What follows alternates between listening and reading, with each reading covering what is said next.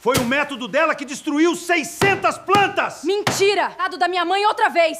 Ela tá dizendo a verdade. Eu tenho as provas. E eu ajudei a esconder tudo por 10 anos. Ela ainda tocava quando Otávio mandou arrancar a placa do viveiro. 4 parafusos, 3 homens, 217 mudas de café. A terra da sepultura de Cecília nem sequer havia sido fechada. Tirem tudo antes que Elisa volte, ordenou ele, apontando para os caixotes marcados com tinta branca. Um deles trazia o nome de uma família de colonos, outro o nome de Elisa. Miguel viu, leu as letras, e mesmo assim ergueu o caixote. Quando Elisa atravessou o terreiro, ainda vestindo o mesmo vestido preto doenteiro, encontrou a placa da mãe caída sobre a lama e o viveiro sendo esvaziado. Parem, disse ela. Ninguém parou. Essas mudas eram da minha mãe. Otávio colocou sobre uma mesa um papel com 4 colunas de números e uma dívida de 186 contos de réis. Sua mãe não deixou herança, respondeu. Deixou despesas. Elisa procurou o caderno de capa verde que Cecília guardava sob a última gaveta da escrivaninha. A gaveta estava vazia. Procurou o estojo com as lâminas de enxertia. Também havia desaparecido. Então viu Miguel carregando o caixote que levava seu nome. Você sabe, ela disse. Miguel não respondeu. Otávio fechou o livro-caixa e deu a última ordem daquele dia. Antes do pôr do sol, ela estará fora da fazenda. Elisa ainda não sabia que dentro de um daqueles caixotes havia um segredo que condenaria Santa Amália 10 anos depois. Naquela manhã, antes de o sino tocar pela primeira vez, Elisa ainda acreditava que o funeral seria o pior momento de sua vida, porque passara a noite sentada no chão do quarto da mãe, com a cabeça apoiada na cama, e a mão fechada em torno de um tecido que conservava o cheiro de folhas esmagadas e sabão de cinza. Cecília Monteiro morrera aos 42 anos, depois de 12 dias de febre que começaram com cansaço e terminaram deixando a casa grande, sem a única pessoa que conhecia pelo nome, os trabalhadores, as nascentes pequenas e as árvores antigas. Durante os últimos dias, Cecília pedira 2 vezes que Elisa não permitisse que misturassem as mudas do viveiro central com aquelas mantidas perto das casas dos colonos. Na segunda vez, sua voz saiu tão baixa que Elisa precisou se inclinar para ouvir. Uma planta sozinha adoece como uma família fechada, disse, apertando os dedos da filha. Elisa pensou que ainda haveria tempo para perguntar o significado daquela frase, conferir as etiquetas de cobre e terminar a conversa sobre a próxima safra. A manhã seguinte, não concedeu nenhuma dessas coisas. Otávio não esperou o almoço depois do enterro para assumir a administração, pois havia convocado o contador de lavras, e 2 comerciantes, antes mesmo de o padre terminar as orações.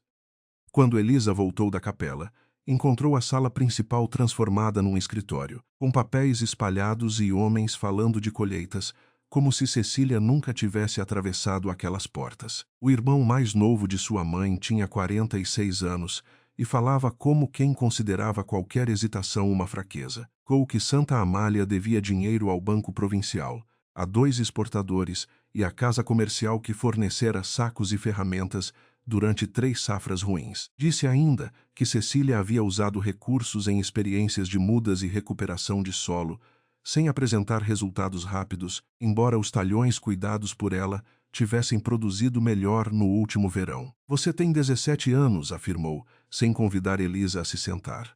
Não conhece contratos, juros nem o que está em risco. Elisa respondeu que conhecia cada muda retirada do viveiro. Otávio abriu o livro-caixa numa página preparada. Conhecer folhas não paga dívida. Depois lhe mostrou um inventário no qual todo o trabalho de Cecília aparecia como patrimônio geral da fazenda, sem um único nome. Aconteceu em seguida, foi uma sequência de pequenas decisões, tomadas por pessoas que preferiram proteger o próprio lugar. O contador evitou olhar para Elisa. O capataz disse que cumpria ordens. 2 trabalhadores baixaram a placa onde se lia Viveiro Cecília Monteiro, e um deles tentou limpá-la antes de deixá-la no chão, embora o barro já cobrisse metade das letras. Miguel vinha do corredor lateral carregando um caixote quando Elisa se colocou diante dele.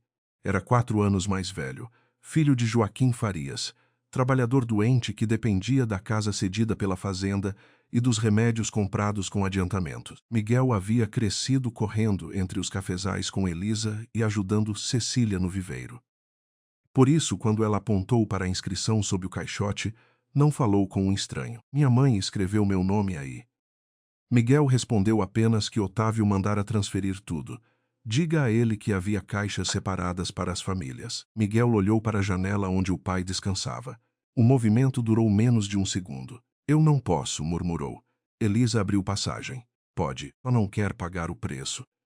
Dona Quitéria observava a retirada das mudas da porta da casa de ferramentas, com o lenço preto apertado ao redor da cabeça e as mãos escondidas sob o avental. Cecília lhe pedira anos antes que não revelasse a Otávio quanto conhecia das experiências do viveiro. Quando Elisa correu ao antigo escritório, Quitéria seguiu e encontrou a jovem ajoelhada diante da escrivaninha aberta, retirando folhas em branco, caixas vazias e a pedra usada como peso. O caderno de capa verde não estava ali. Os 2 cadernos marrons também haviam sumido. Estava apenas uma marca clara na madeira, mostrando onde os papéis permaneceram durante anos. Foi ele, disse Elisa. Quitéria não confirmou porque havia passos no corredor, mas deixou cair uma chave pequena.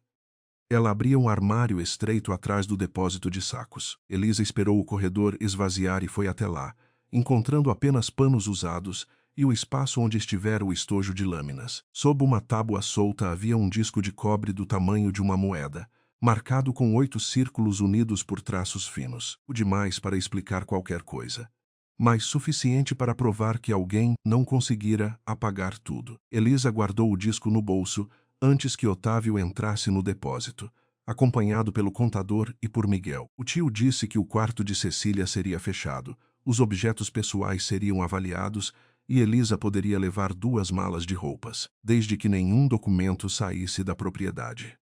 O senhor está tomando o trabalho dela antes que a terra do túmulo esfrie, respondeu Elisa, apertando o cobre contra a palma. Otávio olhou para Miguel como se esperasse que ele testemunhasse a ingratidão da sobrinha. Estou impedindo que esta fazenda seja repartida por sentimentalismo. Tua mãe prometeu mudas a gente que não tem condição de administrá-las. Gastou dinheiro em 7 pequenos viveiros e deixou tudo sem assinatura válida. Elisa reconheceu um detalhe que, anos depois, voltaria a ter peso. Otávio falara em 7 viveiros, embora ninguém naquela sala tivesse mencionado número algum. Ela perguntou onde estavam os documentos. O tio disse que não existiam. Então, como sabe que eram 7? O contador fechou a pasta. Miguel levantou os olhos. Otávio demorou antes de responder. Porque eu conhecia as ideias da minha irmã. Foi a primeira rachadura. A expulsão não aconteceu com gritos, diante de toda a fazenda, porque Otávio cuidava demais da própria reputação para oferecer ao povo uma cena que pudesse ser repetida na missa. Ele chamou Elisa à biblioteca, colocou sobre a mesa dinheiro suficiente para 3 semanas numa pensão e explicou que uma jovem sozinha não poderia permanecer na casa grande sem tutela. Havia parentes em Belo Horizonte e um convento que talvez a recebesse. Elisa recusou o dinheiro e perguntou pela parte que Cecília possuía, pelos lucros do viveiro e pelas caixas marcadas. Otávio respondeu que tudo fora absorvido pelas dívidas e que qualquer reivindicação atrasaria o salário dos trabalhadores. Sabia exatamente qual argumento usar, pois Cecília ensinara a filha a não colocar sua vontade acima do sustento das famílias. Se insistir nisso, haverá homens sem pagamento antes do fim do mês. Elisa olhou para o retrato do avô e percebeu que o tio não precisava provar que dizia a verdade. Bastava fazê-la temer que pudesse ser verdade. Saiu sem os papéis, sem as mudas e sem a placa da mãe. Levou uma mala, uma fotografia e o disco escondido na bainha. Pouco antes do pôr do sol, quando o terreiro começava a perder a cor e os trabalhadores voltavam dos talhões em silêncio, Téria apareceu atrás da cozinha, carregando um balaio coberto por folhas de bananeira. Dentro havia uma muda de pouco mais de 20 centímetros, com 4 folhas firmes e o caule preso a uma estaca fina, além de uma faca de enxercia envolvida num pano branco que Cecília havia usado durante anos. Ela deixou esta separada, disse Quitéria, olhando para os lados antes de entregar o balaio. Elisa reconheceu a pequena cicatriz no ponto de enxercia, feita em diagonal e presa com linha de algodão, do jeito que a mãe costumava ensinar. Por que esta? A mulher tocou o bolso onde Elisa escondera o disco, embora não pudesse vê-lo, porque é a única que não estava no viveiro quando seu tio o mandou contar. Elisa perguntou o que significavam os 8 círculos, e por que Cecília havia separado caixas para 7 famílias. Mas Quitéria balançou a cabeça. Parte da resposta ela não conhecia. E a parte que conhecia ainda não ousava dizer ali. Mantenha essa planta viva, pediu. E não deixe que façam você acreditar que sua mãe não deixou nada. Então colocou no fundo do balaio um punhado de terra escura retirado do canteiro de Cecília. Fechou as folhas e se afastou antes que alguém percebesse. Miguel esperava perto do portão com uma carroça vazia que levaria sacos até a estação na manhã seguinte. Mas Elisa não soube se ele estava ali por ordem de Otávio ou por decisão própria. O pai dele tossia dentro da casa baixa a menos de 100 metros dali. E esse som que chegava fraco entre as árvores cava parte de sua covardia sem diminuir o estrago causado por ela. Miguel ofereceu levá-la até São Jerônimo das Pedras, a 4 léguas de distância, dizendo que o caminho não era seguro para uma moça sozinha depois de escurecer. Elisa colocou o balaio ao lado da mala e subiu sem aceitar sua mão. Durante quase todo o trajeto, ouviu-se apenas o ranger das rodas, o estalo das rédeas e o ruído das folhas cobrindo a muda. Quando a estrada alcançou o alto da primeira colina, Miguel parou a carroça e disse que os caixotes tinham sido levados para o galpão de secagem, não para o viveiro novo, e que alguns nomes foram raspados das etiquetas antes da transferência. Elisa virou o rosto devagar. Quem raspou? Miguel segurou as rédeas com tanta força que os nós dos dedos perderam a cor. Eu não vi. Ela soube, pelo modo como ele escolheu as palavras, que aquilo não era uma resposta completa. Quando decidir contar a verdade inteira, talvez eu ainda queira ouvi-la, disse. Miguel não prometeu nada. 10 anos depois, essa seria a frase que ele mais lembraria. São Jerônimo das Pedras não ofereceu a Elisa acolhimento preparado, porque a pensão exigia pagamento adiantado, a casa paroquial não tinha quarto, e os parentes que ela conhecia haviam se mudado. Miguel a deixou perto do mercado e voltou antes da madrugada. Elisa passou a noite sob o alpendre de uma venda fechada, com o balaio entre os pés e a mala servindo de encosto, enquanto o vento fazia as folhas da muda baterem. Pela manhã, procurou o viveiro de Ambrósio Nogueira, um viúvo de 60 anos que produzia mudas para sítios pequenos. Ele examinou as mãos dela, o vestido de luto e a planta escondida. Depois perguntou se sabia preparar sementeira. Elisa respondeu que sabia escolher grãos, controlar sombra, cortar raízes doentes e fazer enxercia lateral. Ambrósio apontou para 20 mudas murchas. Então me diga por que estão morrendo. Elisa afastou a palha, sentiu o cheiro da terra e mostrou raízes escurecidas pela água acumulada. O canteiro recebe mais água do que consegue devolver. Ambrósio permitiu que dormisse no depósito por 3 noites. Quarto dia, perguntou quanto tempo pretendia ficar.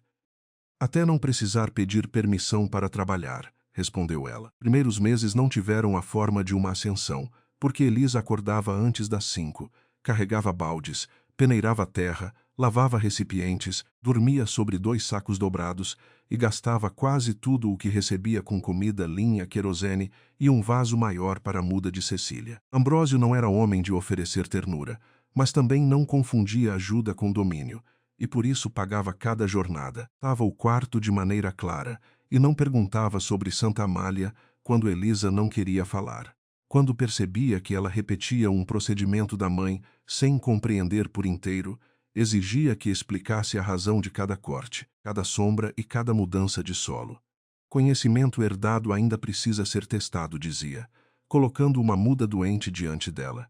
Essa disciplina transformou memória em ofício. Elisa começou a registrar tudo num caderno comprado com o primeiro pagamento completo, anotando o dia do plantio, a origem da semente, a reação ao calor, o tempo de recuperação e até os erros que preferiria esquecer. Pequena planta crescia ao lado da janela do depósito, e em certas noites, quando o vento movia as folhas, Elisa acordava pensando ter ouvido a voz de Cecília. Não dizia isso a ninguém.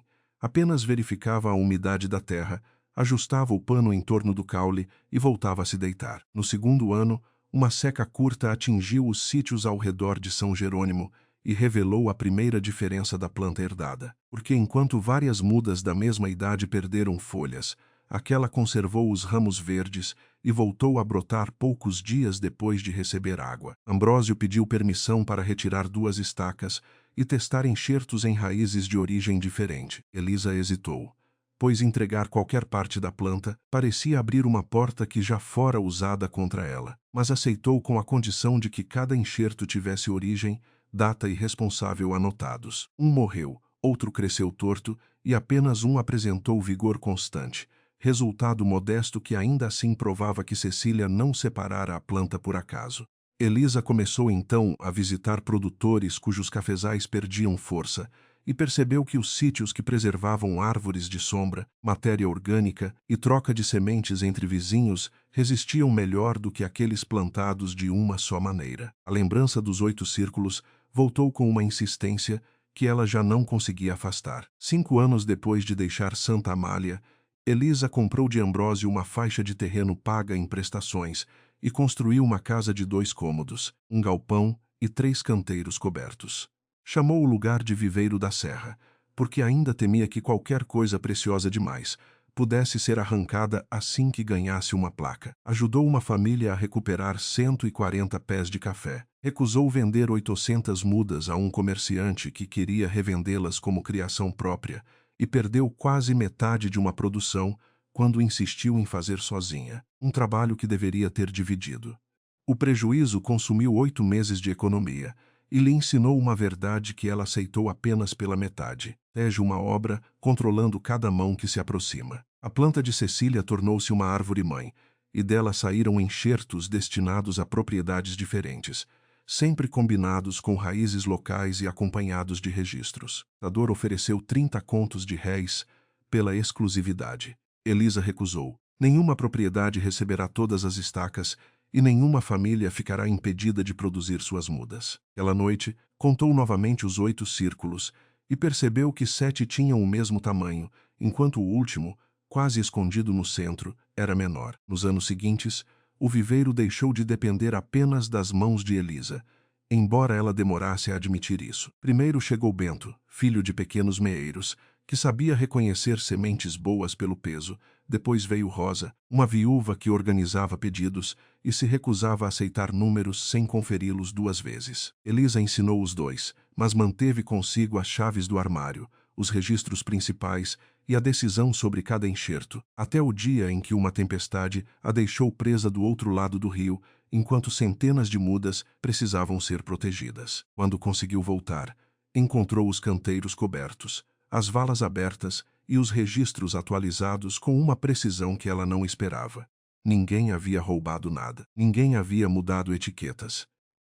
Pela primeira vez, Elisa percebeu que sua desconfiança também podia adoecer aquilo que tentava preservar, embora ainda não soubesse como abandonar uma defesa construída ao longo de 10 anos. Foi nesse período que produtores de 3 povoados começaram a procurar o Viveiro da Serra, não apenas pelas mudas, que ali podiam aprender sem entregar suas terras a um comprador maior. O 10º ano começou com chuvas irregulares, pedidos demais, e uma sequência de cartas que Elisa deixou fechadas sobre a mesa, porque todas traziam o selo de comerciantes interessados nas mudas. Carta de Miguel chegou numa quarta-feira, dobrada dentro de um envelope simples e entregue por um tropeiro que havia passado por Santa Amália 2 dias antes. Elisa reconheceu a letra antes de romper o lacre. Durante alguns minutos, permaneceu de pé ao lado da bancada, com a faca de Cecília na mão e uma muda recém-cortada esperando o enxerto. Depois guardou a lâmina, lavou os dedos e abriu o envelope. Miguel não pediu perdão. Também não escreveu sobre saudade, infância ou família. Informou que 183 mil pés de café apresentavam sinais de enfraquecimento, que a produção havia caído quase pela metade em 3 safras, e que os credores dariam a Otávio 90 dias antes de exigir a venda dos talhões mais produtivos. Disse que técnicos contratados haviam recomendado arrancar grandes áreas, mas ninguém compreendia por que a doença avançava depressa no viveiro central e perdia força em 7 pontos espalhados pela propriedade. Elisa leu essa parte 2 vezes. 7 pontos.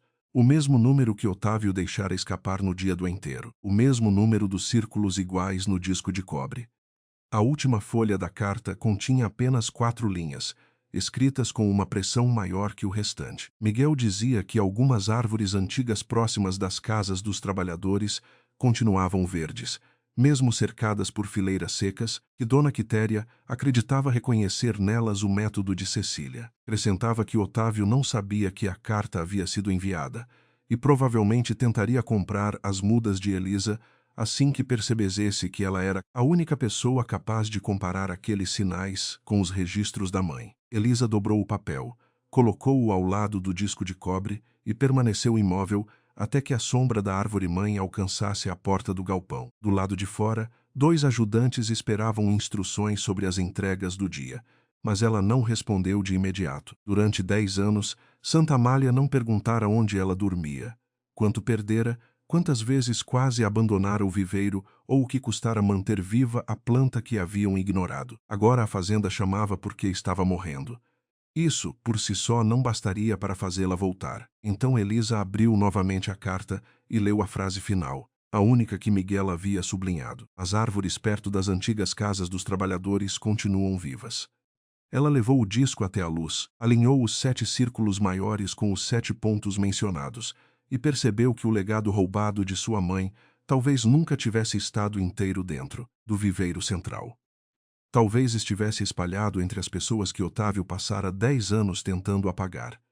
E se isso fosse verdade, Santa Amália não precisava apenas das mudas de Elisa. Precisava que ela voltasse para provar quem havia mantido aquelas raízes vivas.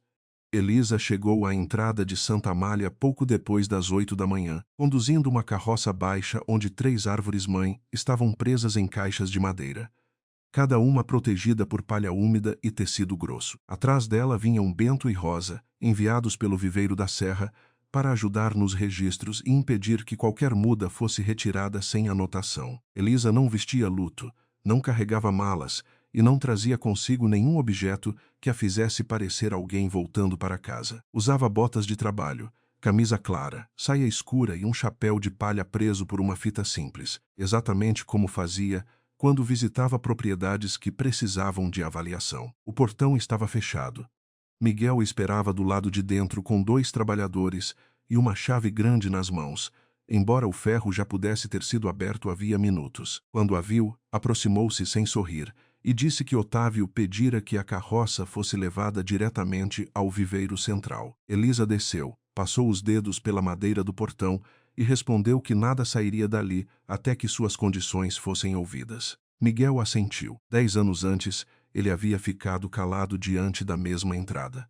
Dessa vez, abriu o portão sem pedir autorização a ninguém. Otávio recebeu Elisa no pátio principal, cercado pelo administrador, pelo contador da fazenda e por 2 homens que ela reconheceu como representantes de uma casa exportadora. Ele envelhecera mais do que ela imaginava, com os ombros ainda firmes, mas o rosto marcado por noites mal dormidas, e a pele das mãos ressecada por um nervosismo que não combinava com a postura controlada. Assim, tentou transformar o encontro numa negociação comum.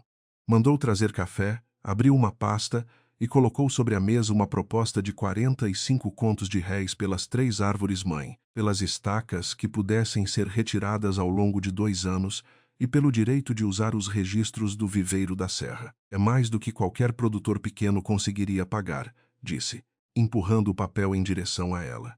Elisa não tocou na proposta. Perguntou se ele realmente acreditava que o problema de Santa Amália podia ser comprado junto com 3 caixas de madeira. Otávio explicou que a fazenda precisava agir depressa, que os credores haviam dado 90 dias e que seria melhor para todos se o método fosse centralizado sob uma única administração. Elisa então olhou para as fileiras secas além do terreiro e respondeu que 10 anos de centralização já tinham mostrado o resultado. O silêncio que se seguiu não foi confortável.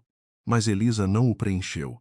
Tirou da bolsa uma folha dobrada e leu as 4 condições com a calma de quem já havia repetido aquelas frases durante toda a viagem. Precisava de acesso a todos os talhões, inclusive aos que haviam sido vendidos, abandonados ou transformados em pasto. Exigia os registros de plantio, compra de sementes, salários e transferências de mudas dos últimos 10 anos. Nenhum trabalhador seria colocado nas escavações, enxertias ou retiradas de árvores, sem pagamento integral e descanso adequado. Nenhuma muda seria distribuída, vendida ou apresentada como criação de Santa Amália, enquanto a origem do trabalho de Cecília não fosse reconhecida por escrito. Otávio aceitou as 3 primeiras antes mesmo que ela terminasse, mas recusou a última com um movimento curto da cabeça. Disse que o nome de Cecília ainda provocava discussões na família, que a fazenda precisava de soluções técnicas e não de uma revisão pública do passado. Elisa guardou a folha.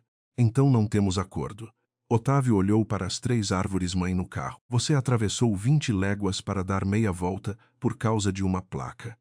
Elisa respondeu que ele havia arrancado uma placa para esconder um roubo e agora queria chamar a devolução do nome de sentimentalismo. Rosa já começava a prender novamente as caixas quando alguns trabalhadores mais velhos se aproximaram do terreiro. Téria vinha na frente, apoiada numa bengala de goiabeira, seguida por Anselmo, Benedita, Joaquim Farias e outras pessoas que Elisa reconheceu com dificuldade. Otávio ordenou que voltassem ao trabalho, mas Benedita respondeu que, se as mudas de Cecília seriam usadas para salvar a fazenda, o nome dela não podia continuar escondido.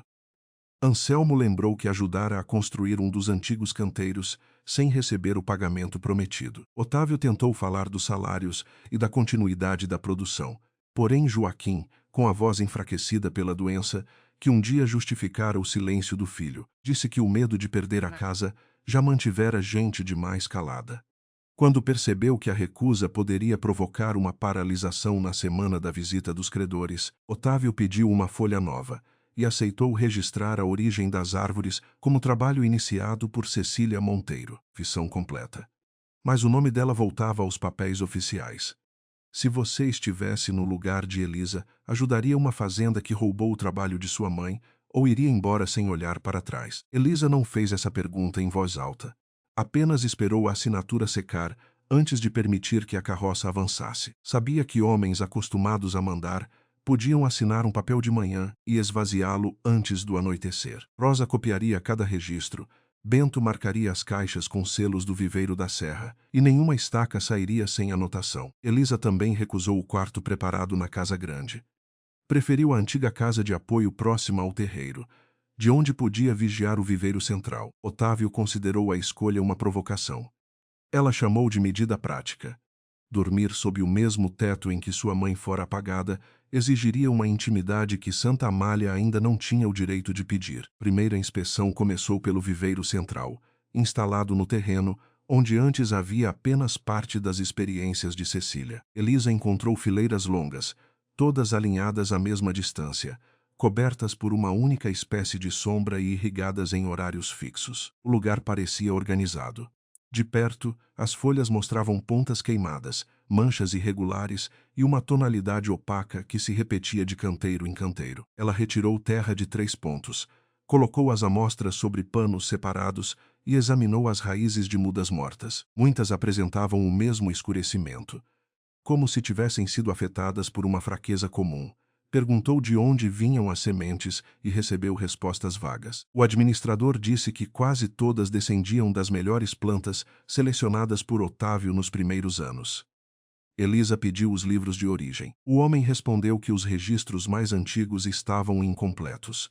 Otávio interveio, afirmando que ninguém mantinha detalhes de cada semente durante uma década. Elisa mostrou o caderno do viveiro da serra, onde até a muda descartada por excesso de umidade tinha data, localização e responsável. Quando tudo parece igual, qualquer falha se espalha sem encontrar resistência, disse. Miguel olhou para as fileiras e percebeu que ela falava das plantas, mas não apenas delas. Os 2 dias seguintes foram usados para traçar um mapa real da propriedade, porque os desenhos de Otávio omitiam caminhos fechados, casas demolidas e talhões que haviam mudado de função. Miguel conhecia essas alterações melhor do que qualquer administrador. Levou Elisa primeiro a uma ladeira, onde o solo parecia seco demais para conservar raízes saudáveis. No alto havia uma casa abandonada, antes pertencente à família de Anselmo. Junto à parede, 3 cafeeiros antigos continuavam verdes, embora as fileiras a menos de 50 metros estivessem mortas. Elisa cavou, afastou folhas acumuladas e encontrou raízes finas, claras e firmes. Miguel disse que ninguém cuidava daqueles pés havia anos. Ao redor cresciam engazeiros, feijão de porco e ervas que o capataz teria eliminado num talhão produtivo. Elisa marcou o ponto e perguntou onde ficara o viveiro ligado à casa. Miguel indicou uma passagem de carroças. Foi coberto quando ampliaram o caminho. Sob a terra compactada, ela encontrou fragmentos de cerâmica e madeira apodrecida.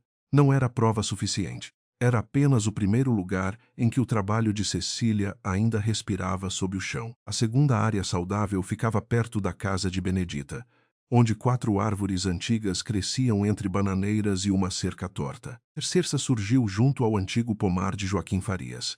Em cada ponto, Elisa observou condições diferentes, mas um padrão começava a aparecer.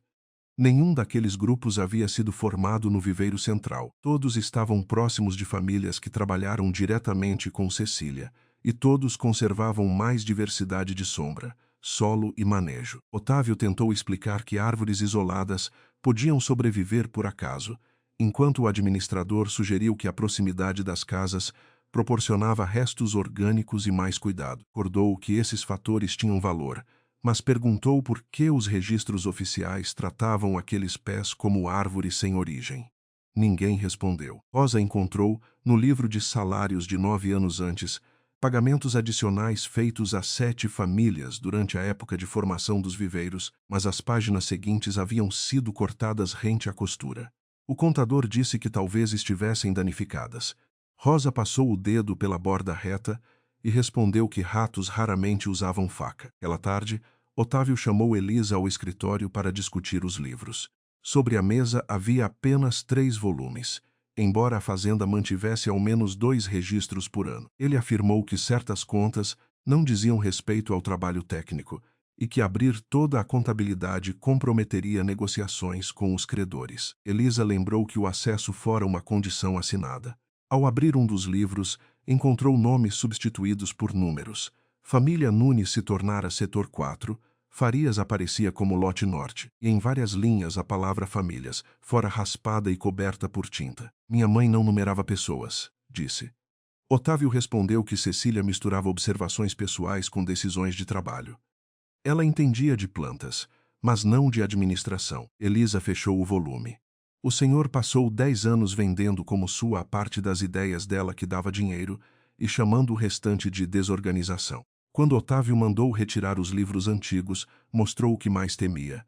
Não eram as árvores, eram os nomes. Miguel levou Elisa ao quarto ponto antes que Otávio pudesse interferir. Caminharam por mata baixa até uma depressão, onde restavam pedras alinhadas e um tanque seco. Ali funcionara um viveiro desmontado no 3º ano após a morte de Cecília. Elisa perguntou quem ordenara o desmonte. Miguel respondeu que Otávio queria concentrar as melhores mudas perto da casa de beneficiamento. E você ajudou? Ele admitiu que carregara tábuas, vasos e 2 caixas de estacas. Elisa parou diante do tanque. Você sempre foi apenas alguma coisa quando chega a hora de assumir o que fez. Miguel não se defendeu. Em vez disso, retirou uma pedra solta e encontrou um pedaço de cobre coberto por terra. A marca mostrava um círculo cortado por 2 linhas. Não era igual ao disco guardado por Elisa, mas tinha a mesma gravação. Miguel lembrava de Cecília pendurando etiquetas semelhantes nas estacas. Quando ela perguntou por que nunca mencionara aquilo, ele disse que não sabia se o detalhe importava. Elisa guardou o cobre. Você decidiu por 10 anos quais detalhes mereciam existir. Trabalhar ao lado de Miguel, porém, revelava mudanças que Elisa não esperava. Ele conhecia os filhos dos trabalhadores, interrompia a inspeção quando alguém precisava descansar e corrigia riscos antes que virassem acidentes. Esses gestos não apagavam o passado, mas tornavam difícil vê-lo apenas como o rapaz que se calara no portão. Elisa preferia certezas, mesmo duras. Miguel a obrigava a encarar uma verdade menos confortável. Alguém podia falhar no momento decisivo e passar anos tentando ser melhor, sem que isso lhe desse direito ao perdão. No 4º dia, encontraram o 5º grupo de árvores saudáveis, perto do antigo terreiro da família Nunes. Uma delas carregava uma cicatriz de enxercia quase idêntica à árvore-mãe de Elisa. Dona Quitéria reconheceu a inclinação da lâmina de Cecília e contou que cada família recebera mudas diferentes, trocando pequenos ramos em certas estações. Ela dizia que nenhuma casa devia guardar tudo. Elisa perguntou por que Quitéria nunca falara disso, ou que, depois da morte de Cecília, Otávio ameaçara retirar casas e roças de quem reivindicasse qualquer parte do viveiro. Algumas famílias esconderam etiquetas, Outras queimaram papéis. Elisa olhou para as moradias espalhadas pela propriedade e compreendeu que o legado não desaparecera, ora fragmentado pelo medo.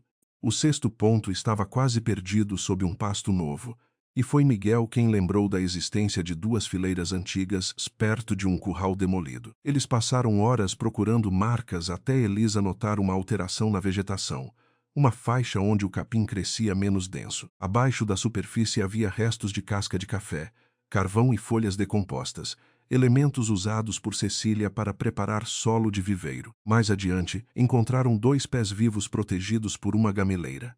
Um apresentava manchas, mas as raízes continuavam firmes. O outro havia brotado novamente depois de ser cortado anos antes. Elisa percebeu que aqueles sobreviventes não eram idênticos. Alguns resistiam melhor à seca, outros à umidade, e 2 mostravam recuperação após danos severos. A força do conjunto estava justamente na diferença. Quando disse isso em voz alta, Miguel respondeu que Otávio selecionara apenas as plantas que produziam mais rápido. As demais eram chamadas de fracas. Elisa retirou terra do broto renascido e respondeu que uma árvore lenta podia carregar a resistência que salvaria todas as outras. O mesmo raciocínio se aplicava às pessoas que Santa Amália classificara como dispensáveis. Antes de deixarem o sexto ponto, Bento chamou Elisa para mostrar uma raiz lateral marcada por 2 cortes paralelos, já cobertos pela casca. Era o mesmo sinal que Cecília usava quando uma planta não devia ser retirada para venda, mas preservada como matriz. Elisa havia visto aquela marca apenas 2 vezes na infância e nunca a encontrara nos registros oficiais. Miguel reconheceu o corte, embora afirmasses não saber para que servia. Rosa anotou a posição e comparou o sinal com a árvore-mãe trazida da serra. As marcas coincidiam. Pela primeira vez desde a chegada, Elisa permitiu-se considerar que ainda existiam matrizes espalhadas pela fazenda. Não bastariam para substituir os milhares de pés doentes, mas poderiam guardar diferenças que o viveiro central perdera. A esperança veio acompanhada de outra suspeita. Se Otávio soubesse o valor daqueles pés, talvez tentasse removê-los antes que ela concluísse a inspeção. Naquela noite, uma chuva fraca tornou o telhado da casa de apoio barulhento. Elisa revisava registros quando Miguel apareceu com uma caixa estreita encontrada no antigo depósito. Dentro havia parafusos, 2 lâminas quebradas e uma etiqueta de cobre marcada por um círculo e 3 riscos. Elisa perguntou quem transferira as ferramentas de Cecília para aquele lugar. Miguel respondeu que ajudara na mudança poucos dias depois do enterro. Eu ajudei, mas não fui eu quem decidiu. Elisa colocou a etiqueta sobre a mesa. Foi assim que todos começaram a se perdoar naquela casa, dizendo que apenas obedeceram. Miguel respirou fundo. Eu vi nomes nas caixas, o seu, o dos Farias e o dos Nunes. Vi quando mandaram raspar 2 deles. Elisa esperou o restante, mas ele não conseguiu dizê-lo naquela noite. Na manhã seguinte, Otávio acusou Miguel de entregar materiais da fazenda sem autorização e exigiu a devolução da caixa. Miguel respondeu, diante dos trabalhadores, que o objeto fazia parte da inspeção acordada e que registraria qualquer ordem de ocultar material ligado ao viveiro. Otávio perguntou se ele havia esquecido quem pagava seu salário. Miguel disse que lembrava e por isso desejava todas as ordens por escrito. Elisa viu a mudança no rosto do tio. Pela primeira vez, ele não tinha diante de si o rapaz que olhava para a janela do pai antes de escolher. A resposta de Miguel também alterou o silêncio das equipes. Muitos começavam a perceber que talvez o custo de calar fosse maior do que o de falar. O 7º ponto surgiu atrás da antiga casa de Quitéria.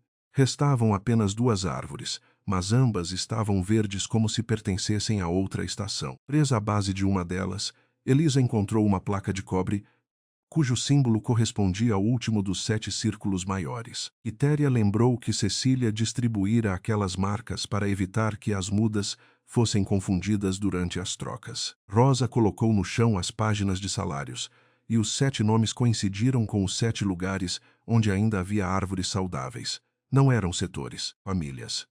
Ao alinhar as etiquetas com o disco de 8 círculos, Elisa viu que cada marca ocupava uma posição ao redor do centro. O círculo menor continuava sem explicação, mas o desenho já era suficiente para mudar a investigação. Otávio foi chamado ao local antes que pudesse alegar desconhecimento. Elisa mostrou as árvores, os pagamentos, as páginas cortadas e as etiquetas. Perguntou por que todas as plantas saudáveis estavam ligadas a famílias que Cecília havia incluído no trabalho e por que o viveiro central, onde tudo fora reunido, apresentava maior mortalidade.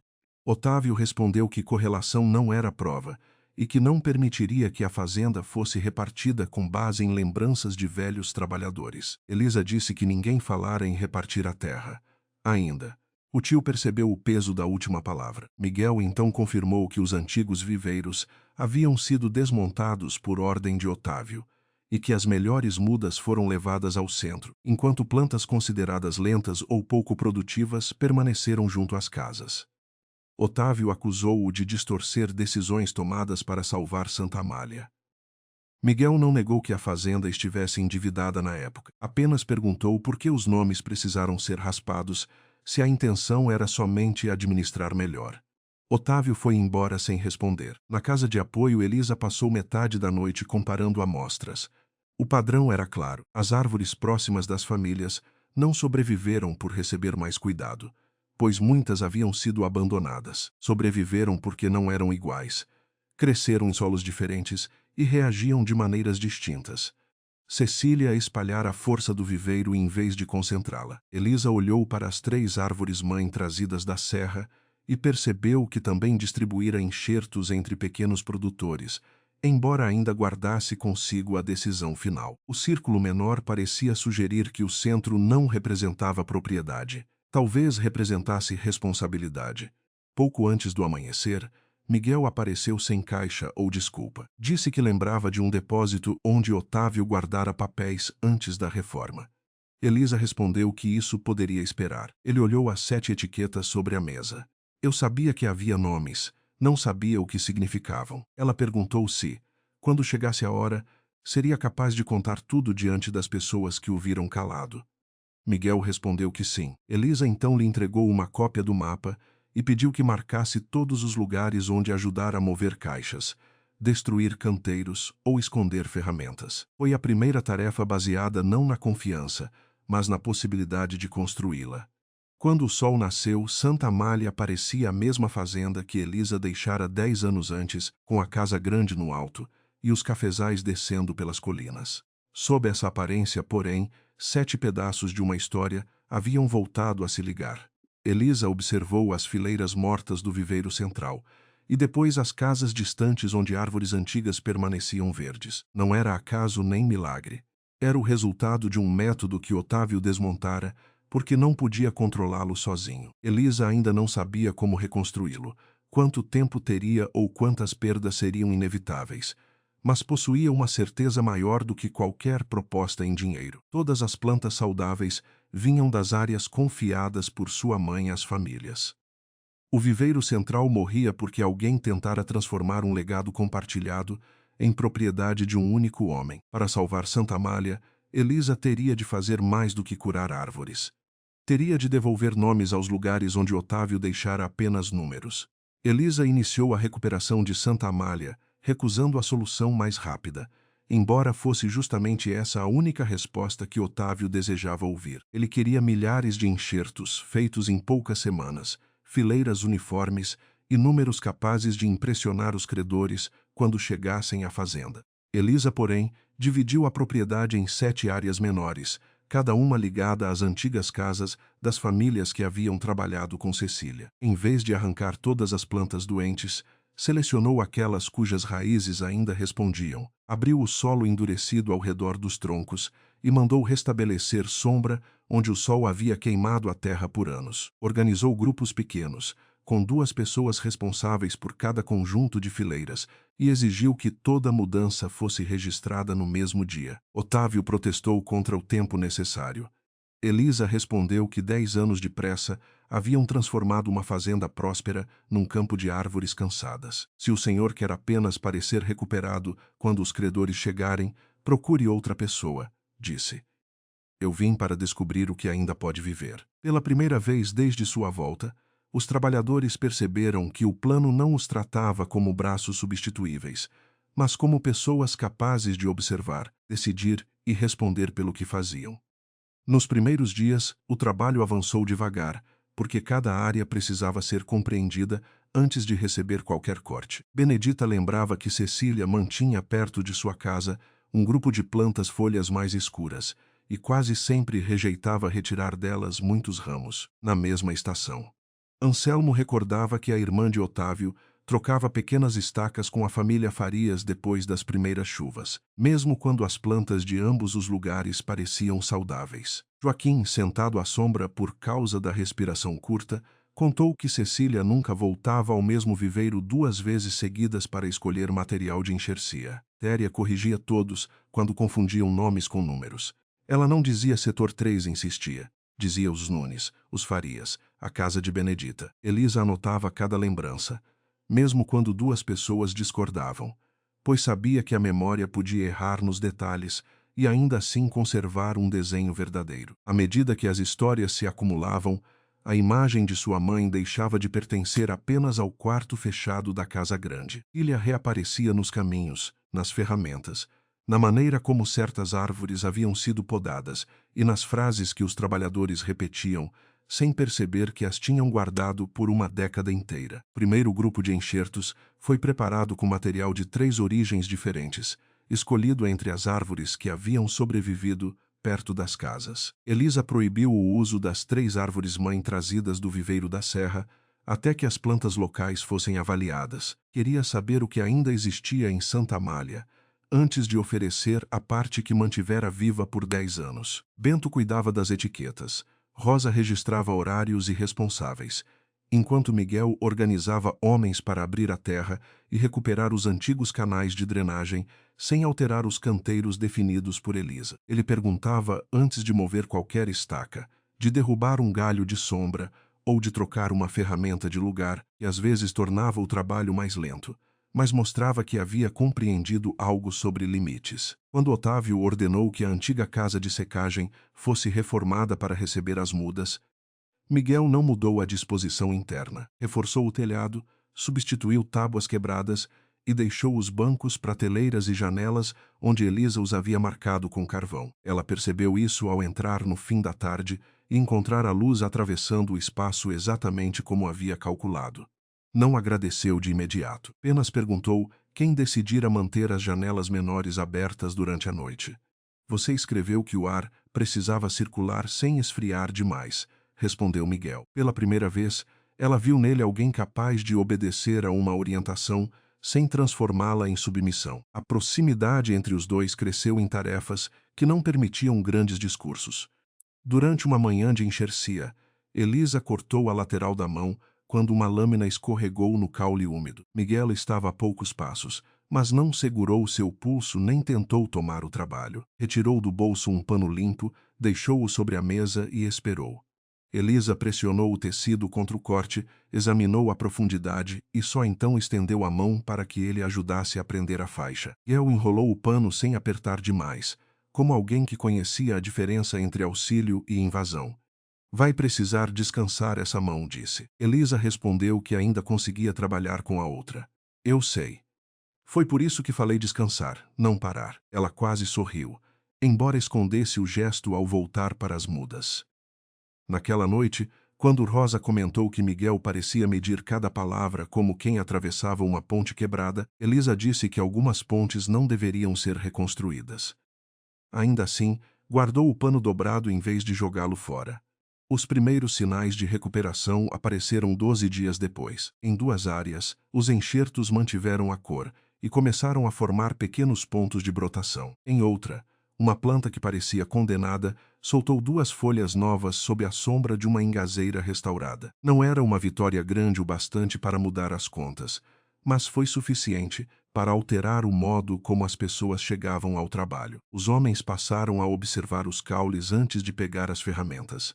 As mulheres que cuidavam das casas próximas começaram a levar cascas, folhas e cinzas separadas para preparar composto. Crianças receberam a tarefa de avisar quando encontrassem água acumulada ou galhos quebrados, sem entrar nos canteiros. No fim de cada tarde, todos se reuniam diante de uma tábua onde Rosa escrevia as mudanças. Otávio considerava aquilo uma perda de tempo, porém, Os registros mostravam diferenças que antes desapareciam no volume da fazenda.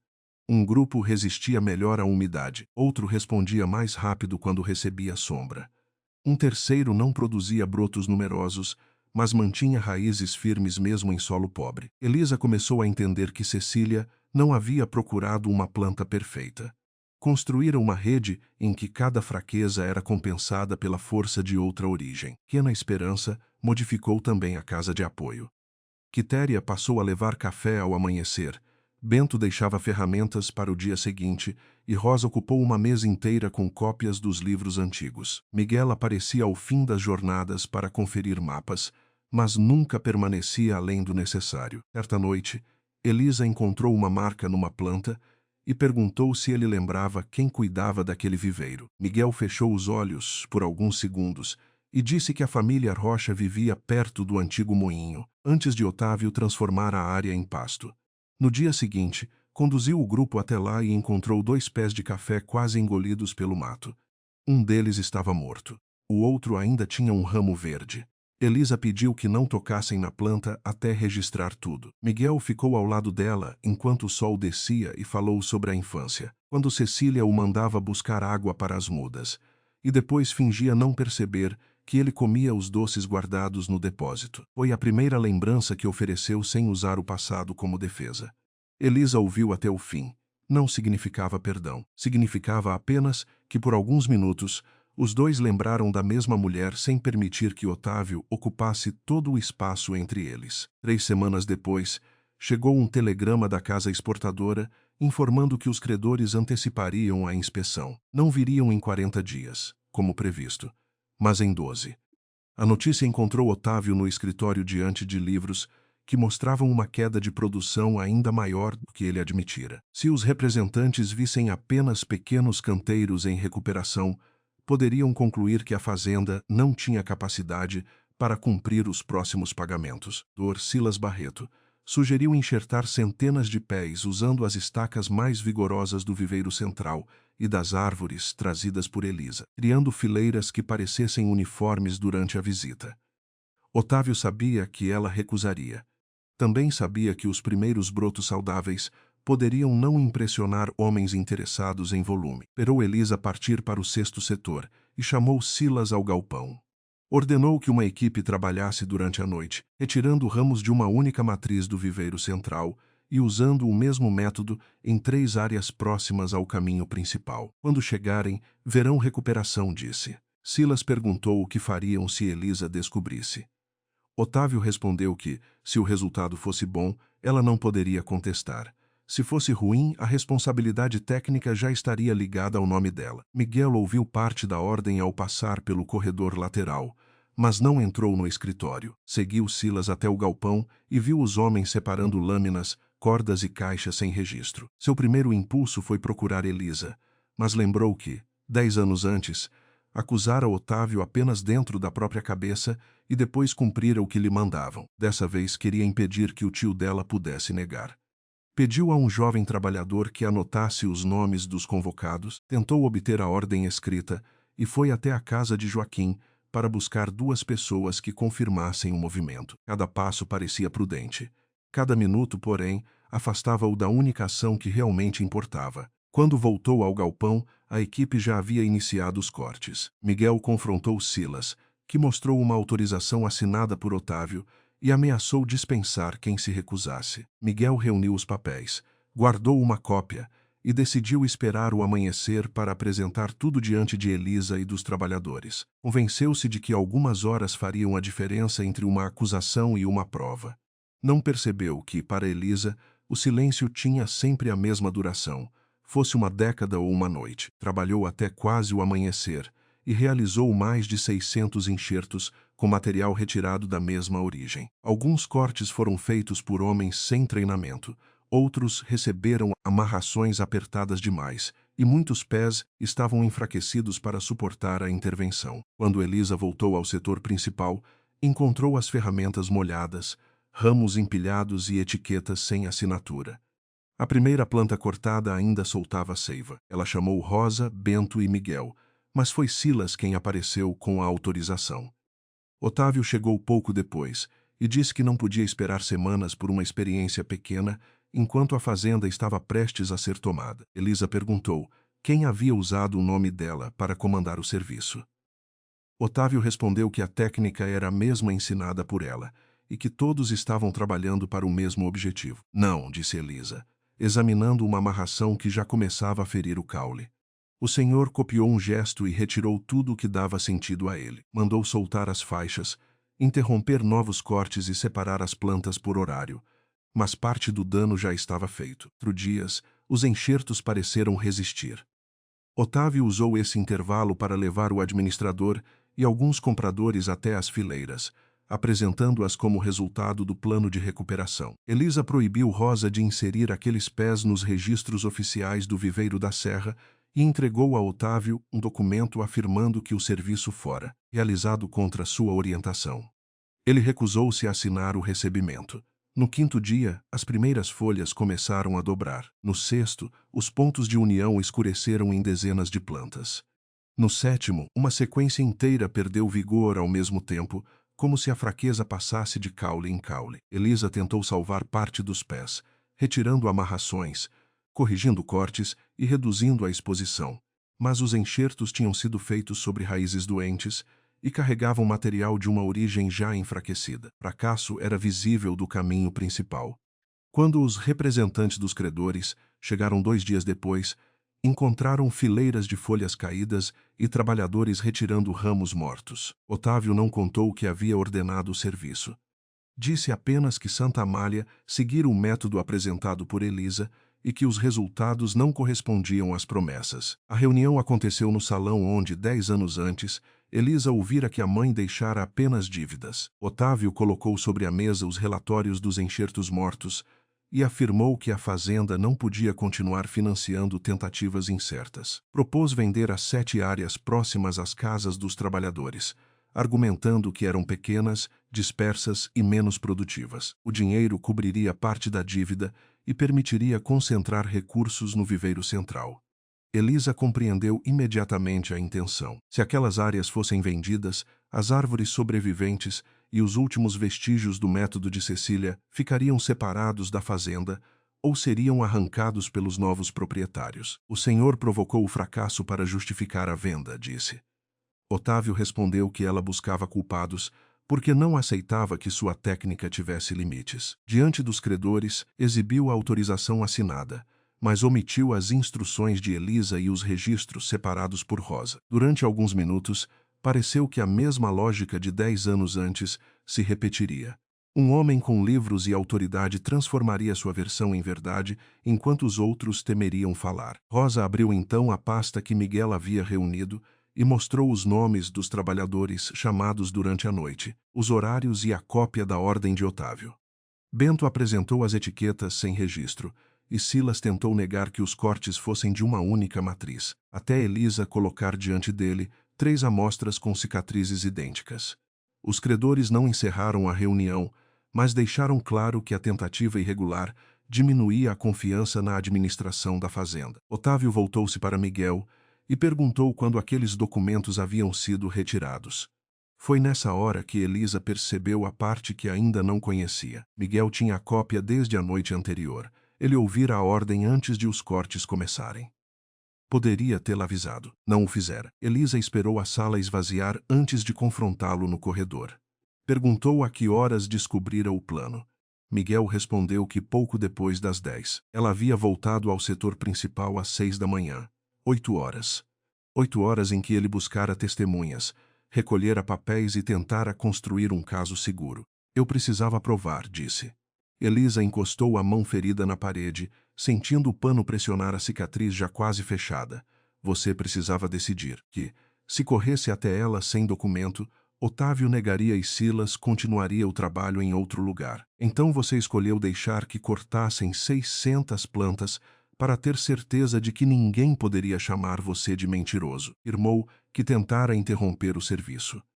Elisa perguntou por que não acordara os trabalhadores, por que não fora até a casa de apoio, por que não colocara o próprio cargo em risco antes que os cortes começassem. Miguel não tinha uma resposta que não soasse como as desculpas antigas.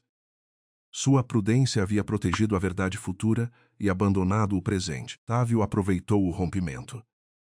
Na manhã seguinte, espalhou a notícia de que Elisa interromperia o trabalho porque não aceitava responder pelo fracasso. Alguns trabalhadores permaneceram ao lado dela, mas outros temeram que a venda das 7 áreas fosse a única forma de receber salários atrasados. Os credores deram 10 dias para a apresentação de um novo plano, e Santa Amália voltou a parecer um lugar dividido entre pessoas obrigadas a escolher qual perda suportariam. Elisa reuniu suas ferramentas, mandou Bento preparar as caixas das 3 árvores-mãe e disse a Rosa que retornariam a São Jerônimo antes do anoitecer. Não retiraria os enxertos saudáveis, nem destruiria os registros. Deixaria cópias com as famílias, mas não permitiria que Otávio usasse sua presença para legitimar novas decisões. Téria tentou convencê-la a esperar. Elisa respondeu que já esperara 10 anos para que alguém falasse antes do dano. Não faria isso outra vez. Miguel a encontrou junto à casa de secagem, onde a carroça começava a ser carregada. Não pediu que ficasse. Disse que precisava contar o que evitara durante uma década. Na tarde do enterro, ele havia visto 5 caixotes marcados com nomes de famílias e 2 com o nome de Elisa. Otávio mandara raspar as inscrições antes que os objetos fossem levados ao galpão. Miguel segurara a lâmina usada para remover um dos nomes, embora Silas tivesse feito o corte. Sabia que havia algo errado, mas Joaquim estava doente. A família devia dinheiro à fazenda e Otávio ameaçara retirar a casa de qualquer trabalhador que interferisse no inventário. Poderia consertar depois, disse. Pensei que, se ficasse, conseguiria proteger alguma coisa. Elisa colocou a última caixa sobre a carroça e respondeu sem elevar a voz. Você não roubou o viveiro com as próprias mãos. Dou a fechar a porta enquanto levavam tudo. Miguel aceitou a frase. Não tentou explicar outra vez. Apenas entregou a ela a cópia completa da ordem de Otávio e disse que testemunharia diante dos credores, mesmo que isso lhe custasse o emprego e a casa. A confissão não trouxe alívio, porque confirmou que Elisa construíra parte de sua esperança sobre a mesma fraqueza que a ferira no passado. Miguel mudara em muitos aspectos, mas ainda acreditava que poderia escolher o momento seguro para dizer a verdade. Ela não sabia se esse homem merecia uma nova oportunidade, e naquele instante também não queria descobrir. Pediu que ele se afastasse da carroça. Miguel obedeceu.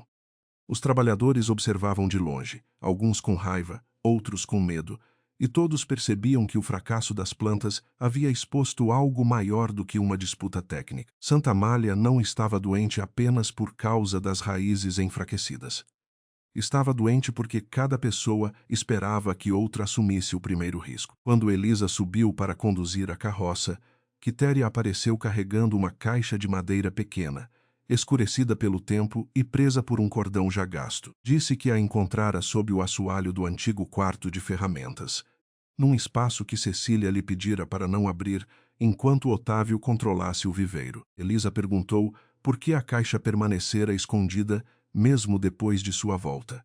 Quitéria respondeu que tivera medo de que os papéis dentro dela pudessem ser usados para expulsar as famílias antes que os 7 pontos fossem localizados. Eu também esperei demais, admitiu. Mas não quero que você vá sem ver isto. Elisa desceu da carroça, cortou o cordão com a faca da mãe e abriu a tampa diante de Rosa, Bento, Miguel e das famílias reunidas. Não havia escritura, dinheiro ou documento capaz de devolver a fazenda a Elisa. Dentro estavam 7 etiquetas de cobre, cada uma marcada com um símbolo diferente e o nome quase apagado de uma família. Havia também um pedaço de tecido dobrado, escrito pela mão de Cecília com tinta castanha. Elisa abriu o pano sobre a tampa da caixa. A frase ocupava apenas 2 linhas. Se reunirem tudo em um único lugar, perderão o que mantém as mudas vivas. Sob as palavras, Cecília desenhara 7 círculos ao redor de um 8º menor. Elisa aproximou o disco de cobre que carregara por 10 anos e viu que os traços coincidiam. O círculo central não tinha nome. Ainda não. Mas pela primeira vez ela compreendeu que a mãe havia previsto exatamente o erro de Otávio e o fracasso das 600 plantas não encerrava o método. Confirmava-o. Elisa olhou para as caixas já presas à carroça e depois para as 7 famílias, cujos nomes haviam sido apagados dos livros, mas permaneciam gravados no cobre. Se partisse naquele momento, protegeria suas árvores-mãe e sua reputação.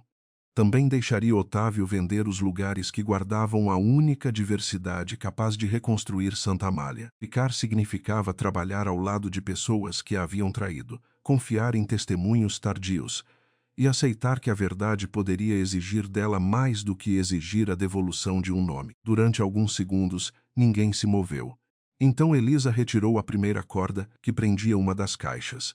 Não anunciou que permaneceria. Apenas pediu a Rosa que abrisse uma página nova nos registros e a Bento que chamasse representantes das 7 famílias antes do meio-dia. Miguel continuou parado, sem saber se havia sido incluído. Elisa não o chamou. Também não o mandou embora. O preço de salvar Santa Amália seria reconstruir o sistema de Cecília, sem repetir a concentração de poder que o destruíra. E para isso, Elisa teria primeiro de descobrir por que sua mãe colocara um 8º círculo no centro de tudo. Elisa passou o restante da manhã com as 7 etiquetas espalhadas sobre a mesa da casa de apoio, o disco de cobre ao centro e o pedaço de tecido escrito por Cecília, apoiado sobre uma tábua limpa. Ninguém falava alto. Rosa copiava os símbolos. Bento media a distância entre os riscos, enquanto Quitéria repetia os nomes das famílias na ordem em que os lembrava. Os Nunes haviam cuidado das plantas de folhas mais escuras. Os Farias mantinham as mudas que resistiam melhor ao excesso de água. Benedita e o marido haviam protegido um grupo lento, quase improdutivo nos primeiros anos, mas capaz de brotar depois de cortes severos. À medida que as lembranças se encaixavam, Elisa compreendia que o método da mãe não dependia de uma variedade superior, e sim da diferença entre elas. Cecília havia criado uma rede.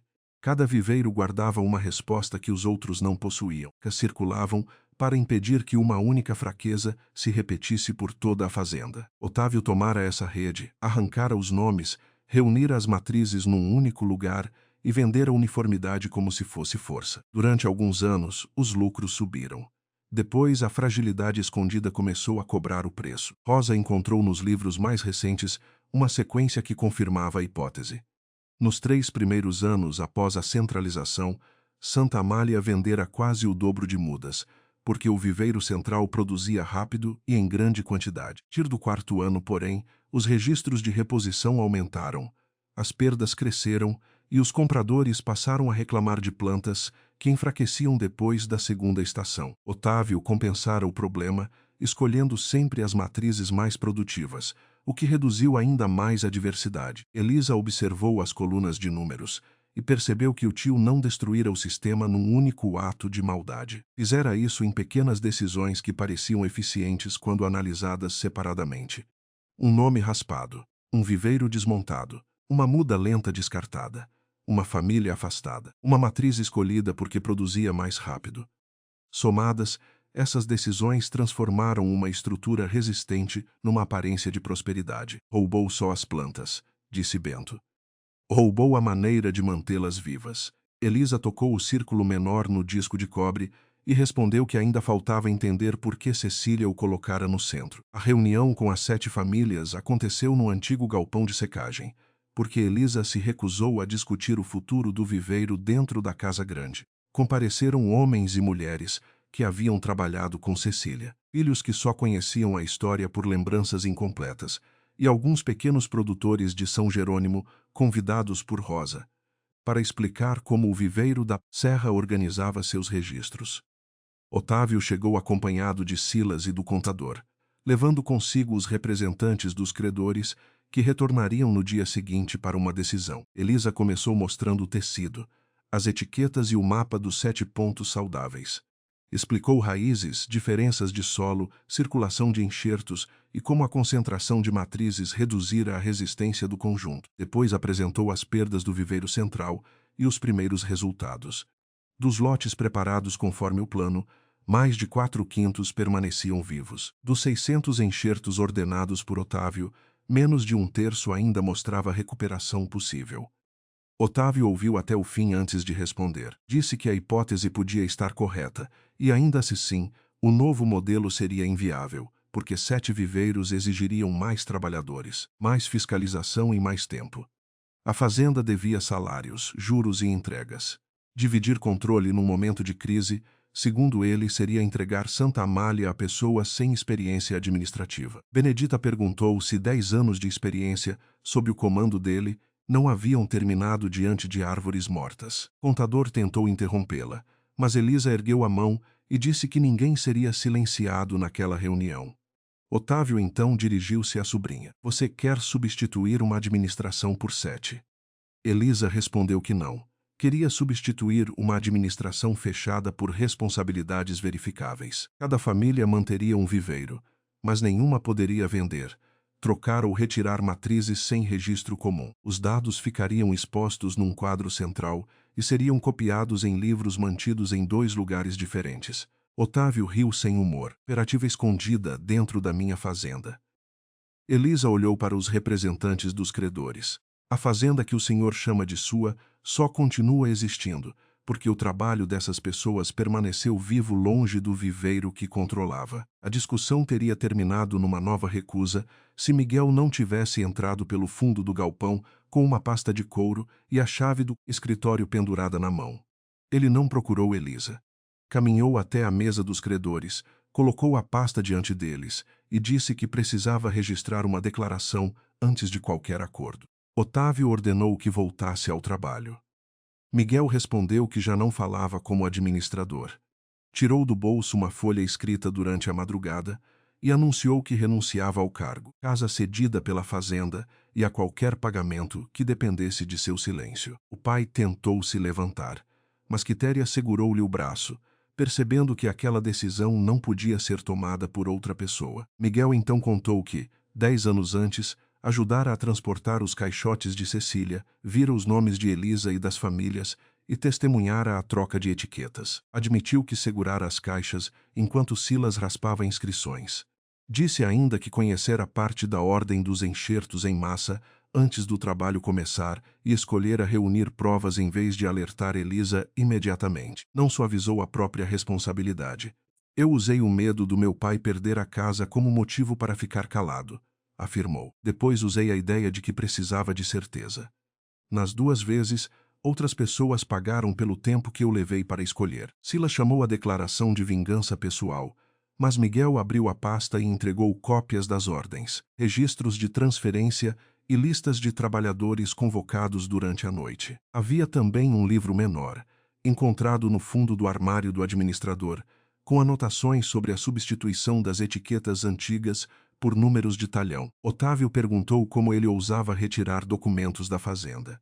Miguel respondeu que os documentos seriam devolvidos depois de copiados e que nenhum registro seria destruído ou usado em segredo. Os credores pediram que o contador confirmasse a autenticidade das assinaturas. O homem reconheceu 2 delas. O galpão permaneceu tão silencioso que se ouvia o vento passando pelas frestas.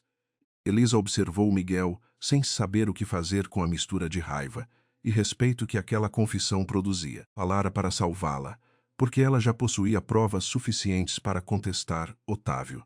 Falara sabendo que perderia o cargo, a casa e o lugar construído durante uma década. Pela primeira vez, a verdade não lhe oferecia proteção. Ainda assim, ele a escolhera. Otávio tentou recuperar o controle afirmando que decisões de emergência não podiam ser julgadas fora do contexto. Santa Amália estivera perto da falência quando Cecília morreu. Se as mudas fossem repartidas, os credores poderiam ter tomado tudo. Ele centralizara o viveiro porque precisava criar receita, manter salários e evitar o desmembramento da fazenda. Parte disso era verdadeiro. Elisa perguntou, porém, por que os nomes não haviam sido devolvidos quando as contas melhoraram? Por que os lucros das mudas foram registrados apenas em favor da fazenda? E por que ele continuou vendendo o método como criação própria? Otávio respondeu que devolver controle, depois de estabilizar a produção, teria criado disputas. Eu mantive esta propriedade inteira. Elisa abriu o livro das perdas e o colocou diante dele. Inteira para quem? Os trabalhadores olhavam as colunas onde seus nomes haviam desaparecido. A unidade defendida por Otávio exigira que todos os outros se tornassem invisíveis. Enquanto a reunião prosseguia, Dona Quitéria pediu licença para buscar algo. Voltou acompanhada por Anselmo, Benedita e representantes das outras famílias, cada um trazendo um pequeno objeto embrulhado em pano, guardado durante anos como lembrança ou prova que ninguém tinha coragem de apresentar. Um homem trouxe uma etiqueta presa à tampa de uma lata de sementes. Outra estava costurada dentro de uma almofada. Família Rocha conservara a sua atrás de uma imagem de santo. Joaquim retirou do bolso uma peça de cobre que Miguel encontrara entre os pertences da mãe depois de sua morte. Ao colocar as 7 etiquetas ao redor do disco, os símbolos formaram um desenho completo, e as linhas gravadas nos metais continuaram de uma peça para outra, como caminhos interrompidos que finalmente voltavam a se encontrar. Rosa percebeu que o círculo menor continha um risco quase apagado. Limpou-o com um tecido seco, sem usar força, e uma letra apareceu sob a oxidação. Não era um número, era um E. Todos olharam para Elisa, mas ela demorou a compreender. A primeira interpretação pareceu óbvia. O C-centro representava seu nome. Logo, Cecília havia preparado a filha para ocupar o lugar principal. Otávio foi o primeiro a dizer isso. Aí está. Sua mãe queria que você controlasse os 7. Havia uma oferta escondida nas palavras. Se Elisa aceitasse essa leitura, poderia reivindicar autoridade sobre o sistema inteiro e talvez chegar a um acordo particular com o tio. Ela seria reconhecida. As famílias receberiam algum pagamento e Santa Amália continuaria sob uma direção central, apenas com outro nome no topo. Uns segundos, ela imaginou ocupar o escritório da mãe, recuperar o viveiro e obrigar Otávio a depender de sua assinatura. A ideia parecia justiça. Quitéria, porém, pediu que Elisa observasse a direção das linhas. Todas saíam dos 7 círculos maiores e se encontravam no menor, mas outras marcas voltavam do centro para as bordas. O fluxo não terminava ali, circulava. Bento encontrou no tecido uma costura escondida e, ao desfazê-la, retirou uma faixa estreita de papel, quase desfeita pelo tempo. Cecília havia escrito apenas algumas palavras. Elisa confere, registra e devolve. A frase não dizia governa, possui ou autoriza. Elisa comparou-a com o método aprendido ao longo dos anos. O centro recebia informações, verificava a origem, impedia repetições perigosas e devolvia material diferente aos viveiros. Era uma função de proteção, não de domínio. Cecília não deixara à filha 7 propriedades. Deixara-lhe a responsabilidade de garantir que nenhuma delas fosse absorvida pelas outras. A descoberta mudou a escolha diante de Elisa. Poderia usar o E para reivindicar tudo, repetindo com uma justificativa mais nobre o mesmo gesto de Otávio, ou aceitar que o legado da mãe estabelecia limites até para ela. Fechou os olhos por um instante e lembrou as chaves que mantivera consigo no viveiro da serra, os registros que relutava em compartilhar, e o alívio sentido quando voltara da tempestade e descobrira que Bento e Rosa haviam protegido os canteiros sem que sua presença. Sua desconfiança nascera de uma ferida real, mas também poderia transformar proteção em controle. Ao abrir os olhos, colocou o disco no centro da mesa e disse que nenhuma família receberia propriedade exclusiva sobre as matrizes, nem ela. Cada viveiro teria autonomia para cuidar, observar e escolher trabalhadores. As trocas, vendas e enxertias seriam decididas num conselho com representantes dos 7 pontos, do viveiro da serra e dos trabalhadores gerais. O círculo central pertenceria à função de conferir registros. Se Elisa saísse, outra pessoa poderia assumir, desde que escolhida pelo conjunto. Otávio acusou-a de entregar o futuro da fazenda a uma assembleia. Elisa respondeu que a alternativa era manter tudo sob o comando do homem que havia provocado a crise. Dores pediram um plano concreto, não princípios. Rosa então apresentou cálculos preparados durante a noite. Custo de recuperar os 7 viveiros, número de trabalhadores necessários, redução temporária das áreas produtivas e estimativa de mudas disponíveis nas 2 estações seguintes.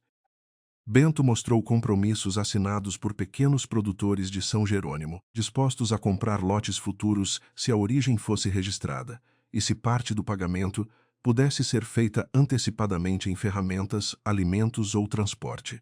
Ambrósio Nogueira, que viajara com esses produtores ao saber da crise, entrou no galpão carregando os livros do viveiro da serra e declarou que assumiria a compra de uma quantidade mínima por 2 anos, desde que Elisa permanecesse responsável pela verificação técnica durante a transição. Não quitava as dívidas, mas oferecia receita apoiada por clientes reais. Os representantes dos credores solicitaram 24 horas para analisar os registros. Durante esse tempo, Elisa organizou uma demonstração que não dependesse de promessas. Escolheu 40 raízes, ainda firmes em 4 áreas diferentes, e distribuiu enxertos de origens alternadas, seguindo o desenho de Cecília. Cada família realizou parte do trabalho diante de observadores, com etiquetas duplicadas e anotações expostas numa tábua grande. Ninguém tinha permissão para retirar material sem que outra pessoa conferisse.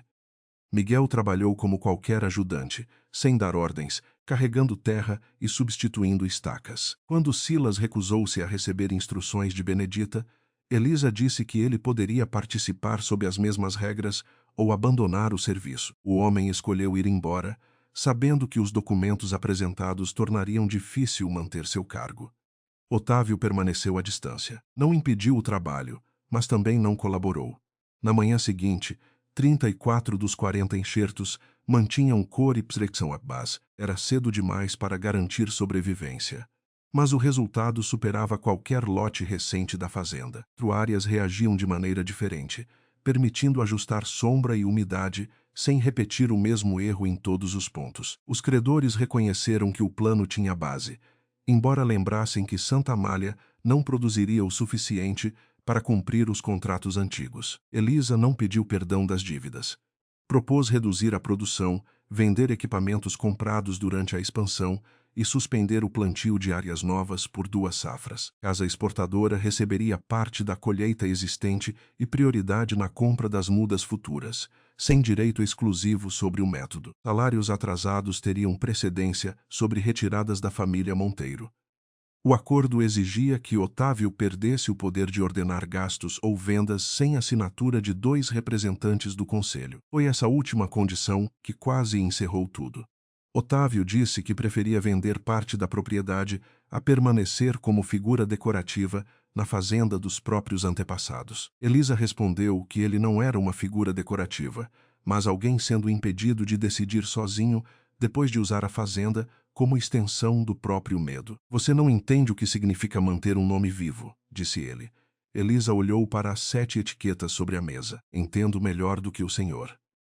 Um nome não permanece vivo quando todos os outros precisam desaparecer. Credores deixaram claro que, sem mudança de administração, iniciariam a cobrança sobre os talhões mais produtivos. Otávio ainda poderia recusar, mas sua recusa não preservaria poder.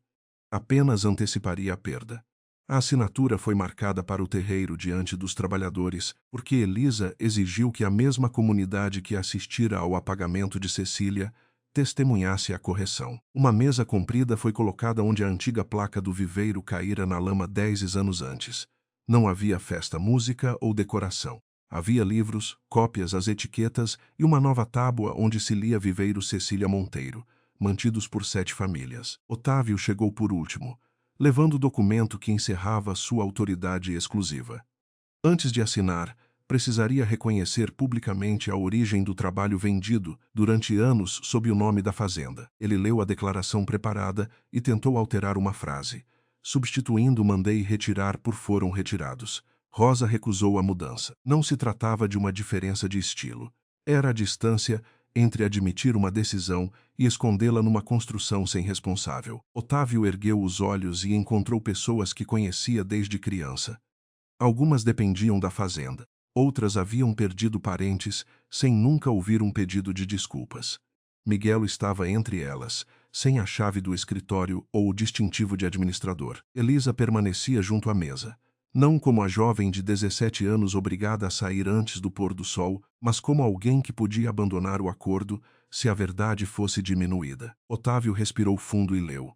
O viveiro não foi criação minha.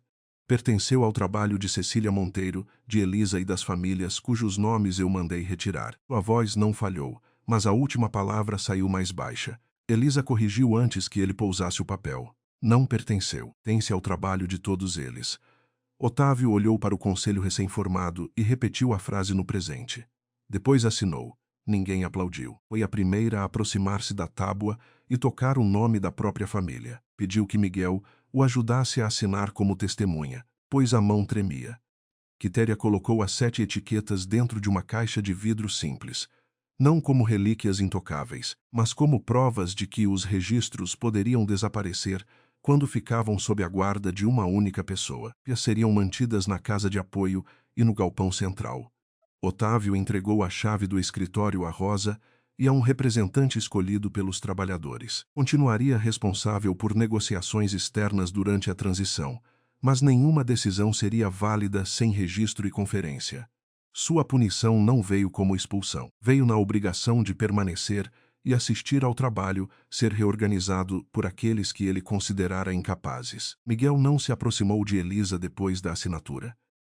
Passou a tarde abrindo valas e carregando tábuas para o viveiro dos Nunes. Quando terminou, deixou as ferramentas no lugar indicado e perguntou a Bento onde trabalharia no dia seguinte. Não buscou o olhar dela. Elisa percebeu que, pela primeira vez, ele não tentava transformar uma ação correta em argumento a favor de si mesmo. Ao anoitecer, ela o encontrou perto do antigo moinho e disse que a declaração pública não apagava o que acontecera. Miguel respondeu que sabia. Também não significa que eu confie em você. Ele assentiu. Eu sei. Elisa esperou alguma promessa, explicação ou pedido. Não veio. Miguel apenas perguntou se o viveiro dos Farias precisava de reforço no telhado. Ela disse que sim. A conversa terminou ali, pequena demais para ser reconciliação e honesta demais para ser ignorada. Nas semanas seguintes, os 7 viveiros começaram a funcionar. Cada um recebeu uma tábua com origem das matrizes, datas de troca, responsáveis e perdas. As crianças aprendiam a reconhecer símbolos. Os trabalhadores mais velhos explicavam práticas que não apareciam nos livros. E Rosa reunia os dados no centro sem retirar das famílias o direito de decidir sobre o cuidado diário. Elisa circulava entre os pontos, conferindo e devolvendo orientações, exatamente como Cecília escrevera. Em vez de levar todo o material para um único canteiro, transportava pequenas quantidades entre áreas diferentes. Quando uma muda apresentava fraqueza, o erro permanecia limitado. Quando outra resistia, sua força podia ser compartilhada. Primeiros brotos novos surgiram depois de 23 dias. Não foram muitos. Apareceram em 17 plantas distribuídas pelos 7 pontos, pequenas folhas de um verde claro que ainda podiam ser perdidas por calor, pragas ou manejo incorreto. Mesmo assim, provaram que o sistema respondia. Os credores confirmaram a extensão dos prazos, condicionada a relatórios mensais, venda de equipamentos e cumprimento dos salários. Santa Amália ganhara tempo, não salvação definitiva. 2 safras menores seriam inevitáveis. Parte dos cafezais teria de ser cortada, e nenhum viveiro produziria renda suficiente antes de muitos meses. Quando Rosa escreveu essas condições no quadro central, o terreiro ficou em silêncio. A verdade não tinha a beleza de uma vitória completa. Exigia trabalho antes de qualquer recompensa. Elisa permaneceu diante dos 17 brotos até a luz diminuir. Ao redor dela, as famílias discutiam turnos, ferramentas e maneiras de dividir o pouco que havia. Otávio atravessou o pátio sem dar ordens. Miguel seguiu para o viveiro dos Farias com madeira sobre o ombro. Quitéria fechou a caixa das etiquetas e deixou a chave pendurada ao lado do quadro, ao alcance de mais de uma pessoa. Santa Amália havia sido impedida de cair naquele mês, mas ainda poderia fracassar no seguinte. O tema de Cecília dependia de gente disposta a cooperar quando não havia lucro imediato, reconhecimento rápido ou certeza de colheita. Com uma das folhas novas e compreendeu que recuperar o legado da mãe seria mais difícil do que derrotar Otávio. Agora teriam de provar, por 2 estações inteiras, que 7 nomes podiam permanecer unidos mesmo depois que o perigo deixasse de ser urgente. Primeiros brotos sobreviveram ao inverno, mas ninguém em Santa Esperança confundiu folhas novas com salvação. 320 oliveiras tratadas durante o verão, pouco mais da metade respondeu ao enxerto, e muitas ainda precisariam de 2 estações antes de produzir fruto suficiente para pagar o trabalho. As árvores mais doentes foram marcadas com cal branca,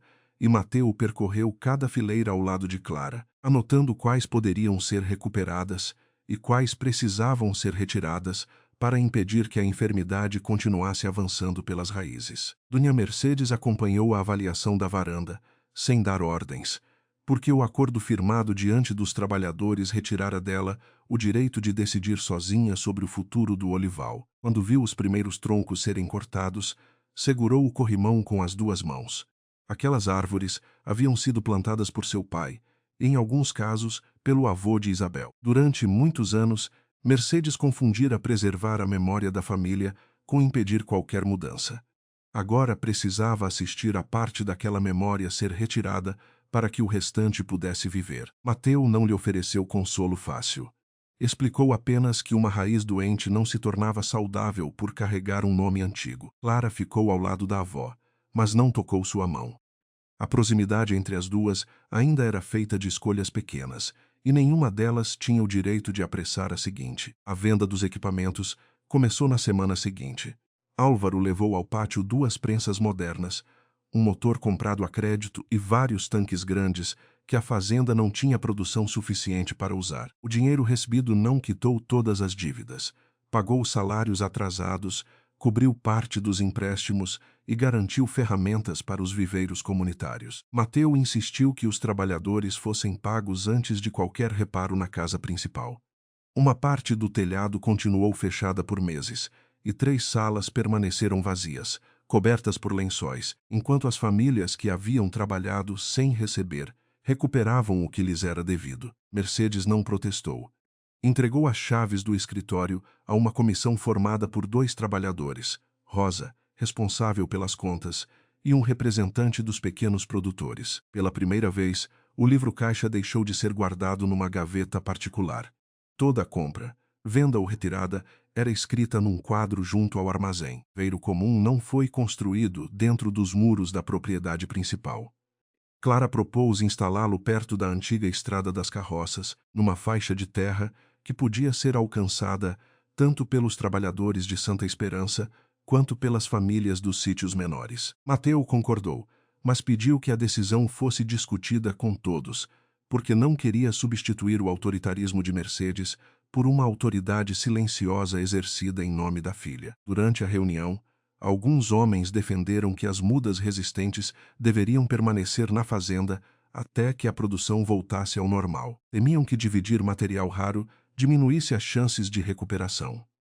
Outros lembraram que a doença já alcançava os olivais pobres do vale e que, se esses produtores perdessem tudo, Santa Esperança ficaria cercada por famílias sem renda e sem trabalho. Clara ouviu as 2 posições antes de abrir o caderno de Isabel. Numa das páginas, sua mãe escrevera que uma planta protegida atrás de uma cerca podia sobreviver por alguns anos, mas uma região só se tornava forte quando o conhecimento atravessava os portões. O viveiro foi aprovado por maioria.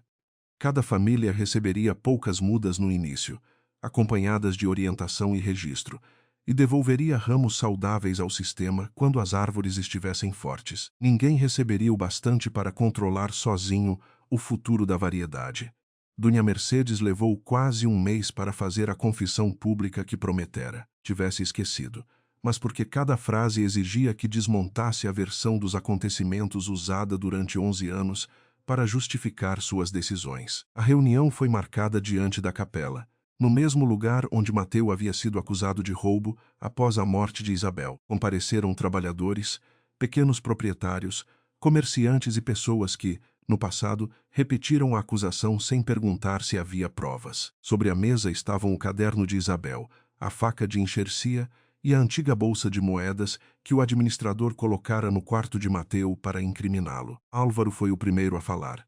Admitiu que suspeitara da fraude, mas se calara porque temia perder a herança e ser expulso da família. Depois Mercedes apoiou as mãos sobre a mesa e olhou diretamente para Mateu.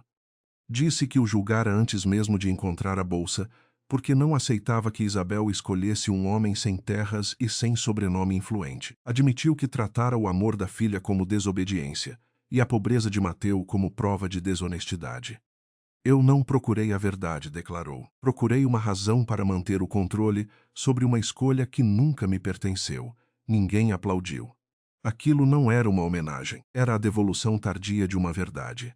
Mateu permaneceu em silêncio até que Mercedes terminasse. Quando lhe ofereceram a palavra, ele não descreveu cada noite difícil, nem tentou usar a humilhação antiga para rebaixá-la diante das mesmas pessoas que um dia o rejeitaram. Disse apenas que a confissão não devolveria os anos em que Clara crescera sem conhecer a família da mãe, mas impediria que a mentira continuasse, passando de uma geração para outra. Pediu que o registro da acusação fosse corrigido e que qualquer documento da fazenda onde aparecesse como ladrão fosse substituído por uma declaração verdadeira. Mercedes concordou. O escrivão leu o novo termo, no qual a família reconhecia que Mateu fora acusado sem prova e os objetos encontrados haviam sido colocados por ordem do antigo administrador, e que Isabel deixara voluntariamente seus estudos, ferramentas e direitos à filha. Álvaro assinou como testemunha de sua própria omissão. Mercedes assinou abaixo. Mateu não a abraçou. Clara também não correu para os braços da avó. A reparação começou ali, mas ninguém fingiu que já estava concluída. Algumas feridas deixam de sangrar antes de voltarem a permitir contato. A questão da herança foi resolvida dias depois, numa conversa menor, sem público. Mercedes havia preparado um documento que reconhecia Clara como herdeira da parte que pertencera a Isabel, incluindo participação na fazenda e direitos sobre o viveiro. Mateu leu tudo com atenção e encontrou uma cláusula segundo a qual Clara deveria residir em Santa Esperança quando completasse 16 anos, preparando-se para assumir a administração. Colocou o papel de volta sobre a mesa. Mercedes argumentou que a propriedade precisava de continuidade e que a menina tinha inteligência para aprender. Mateu respondeu que reconhecer um direito não permitia escolher a vida de quem o recebia. Clara, sentada entre eles, perguntou se perderia a herança, caso quisesse continuar morando na vila e trabalhando no viveiro comunitário. Mercedes demorou antes de responder, mas então rasgou a página com a cláusula. Não, disse. Sua mãe passou a vida tentando me ensinar que amor sem liberdade se transforma em posse. O novo documento reconheceu Clara sem impor residência, casamento, profissão ou obrigação de administrar a fazenda. Ela poderia aceitar, dividir, arrendar ou recusar responsabilidades quando tivesse idade suficiente. Até lá, qualquer decisão seria acompanhada por representantes da comunidade. Nos meses seguintes, Mercedes começou a visitar o viveiro 2 vezes por semana. No início, chegava com a postura de quem ainda esperava que todos abrissem caminho, mas Clara lhe entregava tarefas pequenas e iguais às dos demais: separar sementes, limpar recipientes, anotar a origem de cada ramo. Quando Mercedes tentou dar ordens a uma viúva sobre a distância entre os vasos, Clara colocou o caderno entre as duas e pediu que verificassem juntas. A avó fechou a boca, leu as anotações e percebeu que estava errada. Não discutiu. Esse gesto valeu mais para Clara do que as joias guardadas na casa principal. Mercedes também começou a enviar uma carroça semanal aos sítios mais distantes, levando mudas, composto e ferramentas emprestadas. Em 2 ocasiões, produtores não puderam pagar a parcela combinada.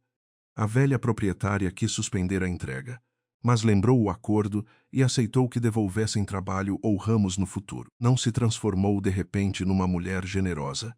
Precisou contrariar, repetidas vezes, o hábito de medir segurança pela quantidade de coisas mantidas sob seu controle. Mateu não voltou a morar na fazenda. Conservou sua oficina na vila e passou a coordenar a formação dos enxertadores, viajando entre os pequenos olivais para acompanhar as mudas. Sua vida e a de Clara haviam sido construídas em outro lugar, entre pessoas que lhes deram trabalho, proteção quando o sobrenome de Isabel significava apenas perigo. Aos domingos, pai e filha visitavam a fazenda, revisavam os enxertos e almoçavam numa mesa do pátio, nunca na sala formal. Mercedes aprendeu a não perguntar quando se mudariam. Em vez disso, escrevia bilhetes para Clara e esperava a resposta. Às vezes recebia 2 páginas. Em outras semanas, apenas uma folha com o desenho de uma raiz. A primeira primavera trouxe uma ameaça que quase destruiu a esperança recém-construída. Uma chuva tardia encharcou parte do viveiro, e dezenas de mudas começaram a mostrar manchas. No passado, Mercedes teria ordenado que as plantas doentes fossem escondidas antes da visita dos comerciantes. Clara pediu que fossem colocadas numa área separada e que todos os produtores informassem problemas semelhantes. Em 2 dias, chegaram relatos de 4 sítios. Mateu percebeu que a doença aparecia principalmente nos recipientes preparados com terra retirada de uma mesma margem do rio. O grupo suspendeu o uso daquele solo, corrigiu a drenagem e perdeu 57 mudas. Clara observou os registros e disse à avó que a verdade não impedia perdas, apenas evitava que elas crescessem no escuro. Mercedes ficou muito tempo diante das mudas descartadas. Era a mesma lição que se recusara a aprender quando Isabel ainda estava viva. No 1 ano da reabertura do viveiro, As primeiras árvores enxertadas produziram uma quantidade pequena de azeitonas. Não era suficiente para uma grande venda. E muitos frutos eram menores do que os compradores costumavam exigir. Mas estavam saudáveis. A colheita foi feita por famílias de todo o vale, cada uma trazendo cestos marcados com a origem das árvores. Mateu recusou misturar tudo antes da pesagem. Queria que cada produtor soubesse quanto havia contribuído e quanto receberia. Clara caminhava entre os cestos com o caderno de Isabel preso ao peito, conferindo nomes e corrigindo números. Mercedes chegou sem criados, carregando um cesto pequeno colhido na última fileira de Santa Esperança, justamente a que quase não recebia água nos anos de expansão. Entregou-o a Clara e disse que os frutos pertenciam ao viveiro comum. A menina examinou as azeitonas, escolheu uma e colocou-a sobre o livro. Ainda não a chamou de avó, mas convidou Mercedes para acompanhar a primeira prensagem. A antiga prensa da cooperativa havia sido reparada com peças vendidas pela própria fazenda. Durante toda a manhã, o som da pedra e das engrenagens se misturou às conversas do pátio, enquanto o primeiro óleo escorria lentamente para um recipiente de barro. Ninguém esperava uma cor perfeita ou um rendimento extraordinário. O valor daquela produção estava no fato de reunir frutos de propriedades que, um ano antes, acreditavam que perderiam tudo. Falou que o óleo pagaria apenas uma parte das despesas, e Mateu anunciou os números antes que a celebração começasse. Não haveria riqueza repentina. Famílias precisariam continuar reduzindo custos, cuidar das árvores jovens e esperar novas safras. Mesmo assim, cada litro representava trabalho registrado e partilhado. Clara sugeriu que uma parte fosse vendida para pagar as dívidas do viveiro, outra ficasse com os produtores e uma terceira fosse distribuída a famílias que haviam perdido a colheita inteira. Mercedes não pediu uma porção maior para Santa Esperança, embora a fazenda tivesse fornecido ferramentas e espaço. Apenas perguntou quantas casas seriam atendidas. Passaram a tarde enchendo pequenos frascos, nenhum deles luxuoso. Algumas garrafas eram de vidro reaproveitado, outras de cerâmica, e todas levavam uma etiqueta escrita à mão com a frase colheita das raízes compartilhadas. Clara fazia questão de que cada recipiente tivesse o mesmo tamanho.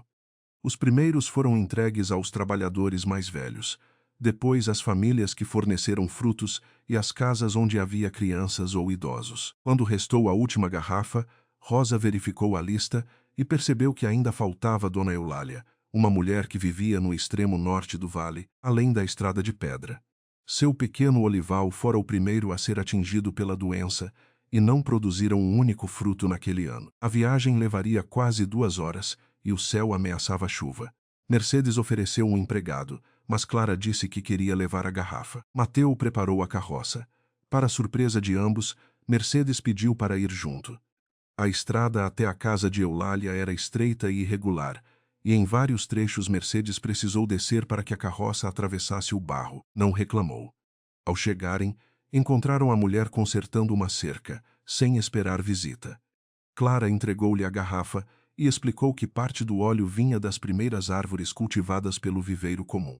Eulália segurou o recipiente contra o avental e disse que não tinha contribuído com a colheita. Clara respondeu que ela havia cedido terreno, trabalho e informações sobre as primeiras plantas doentes, e uma comunidade não podia medir contribuição apenas pelo que aparecia na prensa. Mercedes observou a casa pequena, o telhado remendado e as fileiras vazias onde novas mudas haviam sido plantadas. Durante anos, acreditara que a fazenda estava segura enquanto a casa principal permanecesse cheia. Naquele fim de tarde, compreendeu que nenhum portão protegia uma propriedade cercada por vizinhos abandonados. Na viagem de volta, Clara perguntou a Mercedes por que demorara tanto para admitir o que fizera com Mateu. A velha senhora não tentou diminuir a resposta. Disse que pedir desculpas em particular teria permitido conservar parte da reputação, enquanto falar diante do povo exigia aceitar que pessoas talvez nunca voltassem a respeitá-la da mesma maneira. Eu ainda queria controlar até a forma de reparar o dano, confessou. Clara ficou alguns minutos olhando a estrada. Depois perguntou se Mercedes continuaria enviando mudas aos sítios pobres caso Santa Esperança tivesse outra safra ruim. A avó respondeu que não podia prometer nunca sentir medo, mas podia prometer que nenhuma decisão seria tomada sozinha. Clara pareceu considerar as palavras, avaliando não a beleza da promessa, mas os 12 meses anteriores. Mercedes havia respeitado sua casa, retirado a cláusula da herança, aberto os livros e compartilhado as mudas. Só então a menina estendeu a mão para ajudá-la a subir novamente na carroça. Cuidado, abuela, a pedra está solta. Mercedes parou com um pé no estribo. Não pediu que Clara repetisse. Segurou sua mão e subiu, deixando que aquela palavra encontrasse o lugar próprio sem transformá-la numa recompensa exigida. Nos anos que vieram depois, Santa Esperança nunca recuperou exatamente a grandeza antiga. Tornou-se uma fazenda menor, com menos máquinas, menos empregados permanentes e uma produção ajustada ao que a terra podia sustentar. Essa redução, que antes pareceria derrota, permitiu que as contas permanecessem abertas e os salários fossem pagos. Clara dividia o tempo entre os estudos, a oficina do pai e o viveiro, sem decidir ainda qual caminho seguiria quando adulta. Mercedes continuou morando na casa principal, mas passou a ocupar apenas a parte necessária, enquanto 2 cômodos foram transformados em arquivo comunitário e sala de treinamento. Álvaro trabalhou durante anos para recuperar a confiança das famílias, sem voltar a controlar as finanças. Mateu aceitou colaborar com ele, embora nunca permitisse que a relação fosse chamada de amizade antes que o tempo confirmasse a mudança. Nenhuma reconciliação apagou o passado. O que mudou foi a maneira como cada pessoa respondia a ele. Quando a terceira colheita chegou, o vale já possuía centenas de árvores novas distribuídas entre propriedades grandes e pequenas. Prensa comunitária funcionava por turnos. Os números eram escritos num quadro, e a última garrafa de cada produção continuava reservada para a casa mais distante ou para a família que enfrentara a pior perda naquele ano.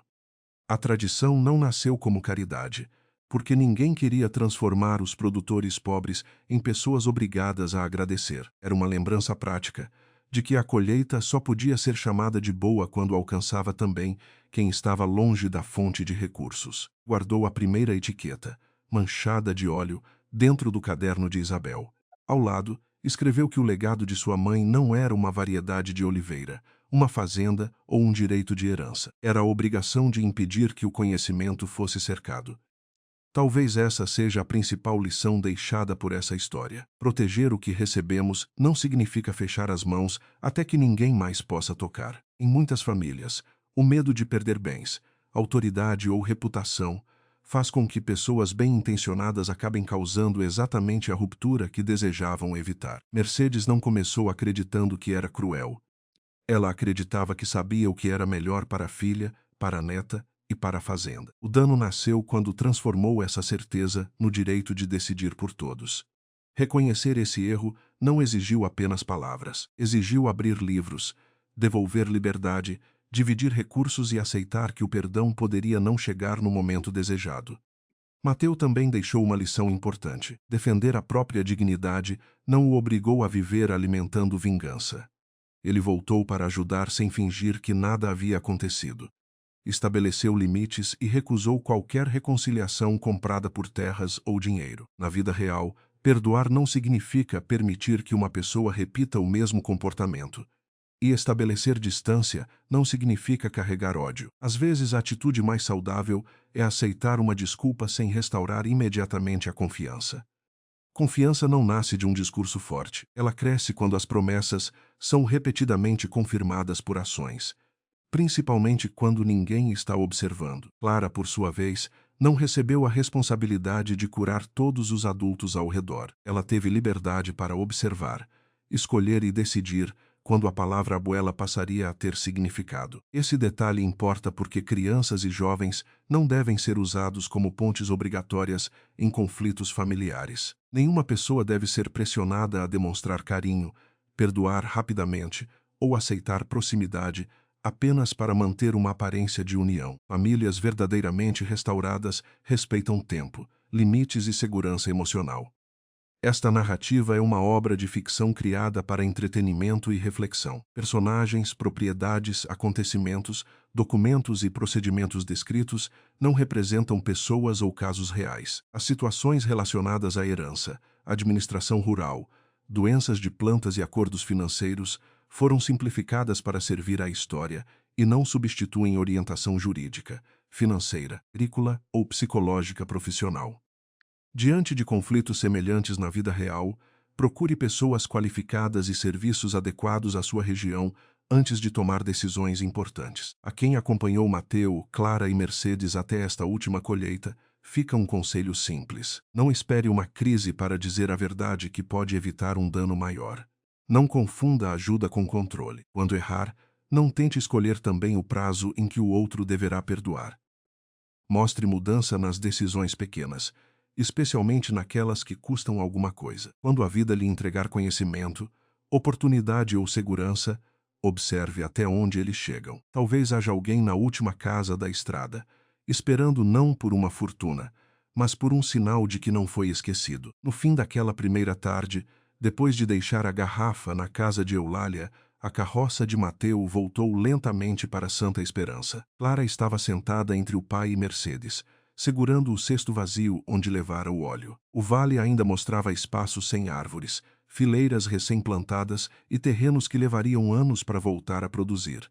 Nada estava completo, mas ao longe, pequenas luzes apareciam nas casas que haviam recebido as garrafas, uma depois da outra, até a mais distante. E foi assim que todos compreenderam que uma colheita não estava verdadeiramente salva quando enchia apenas os depósitos da fazenda.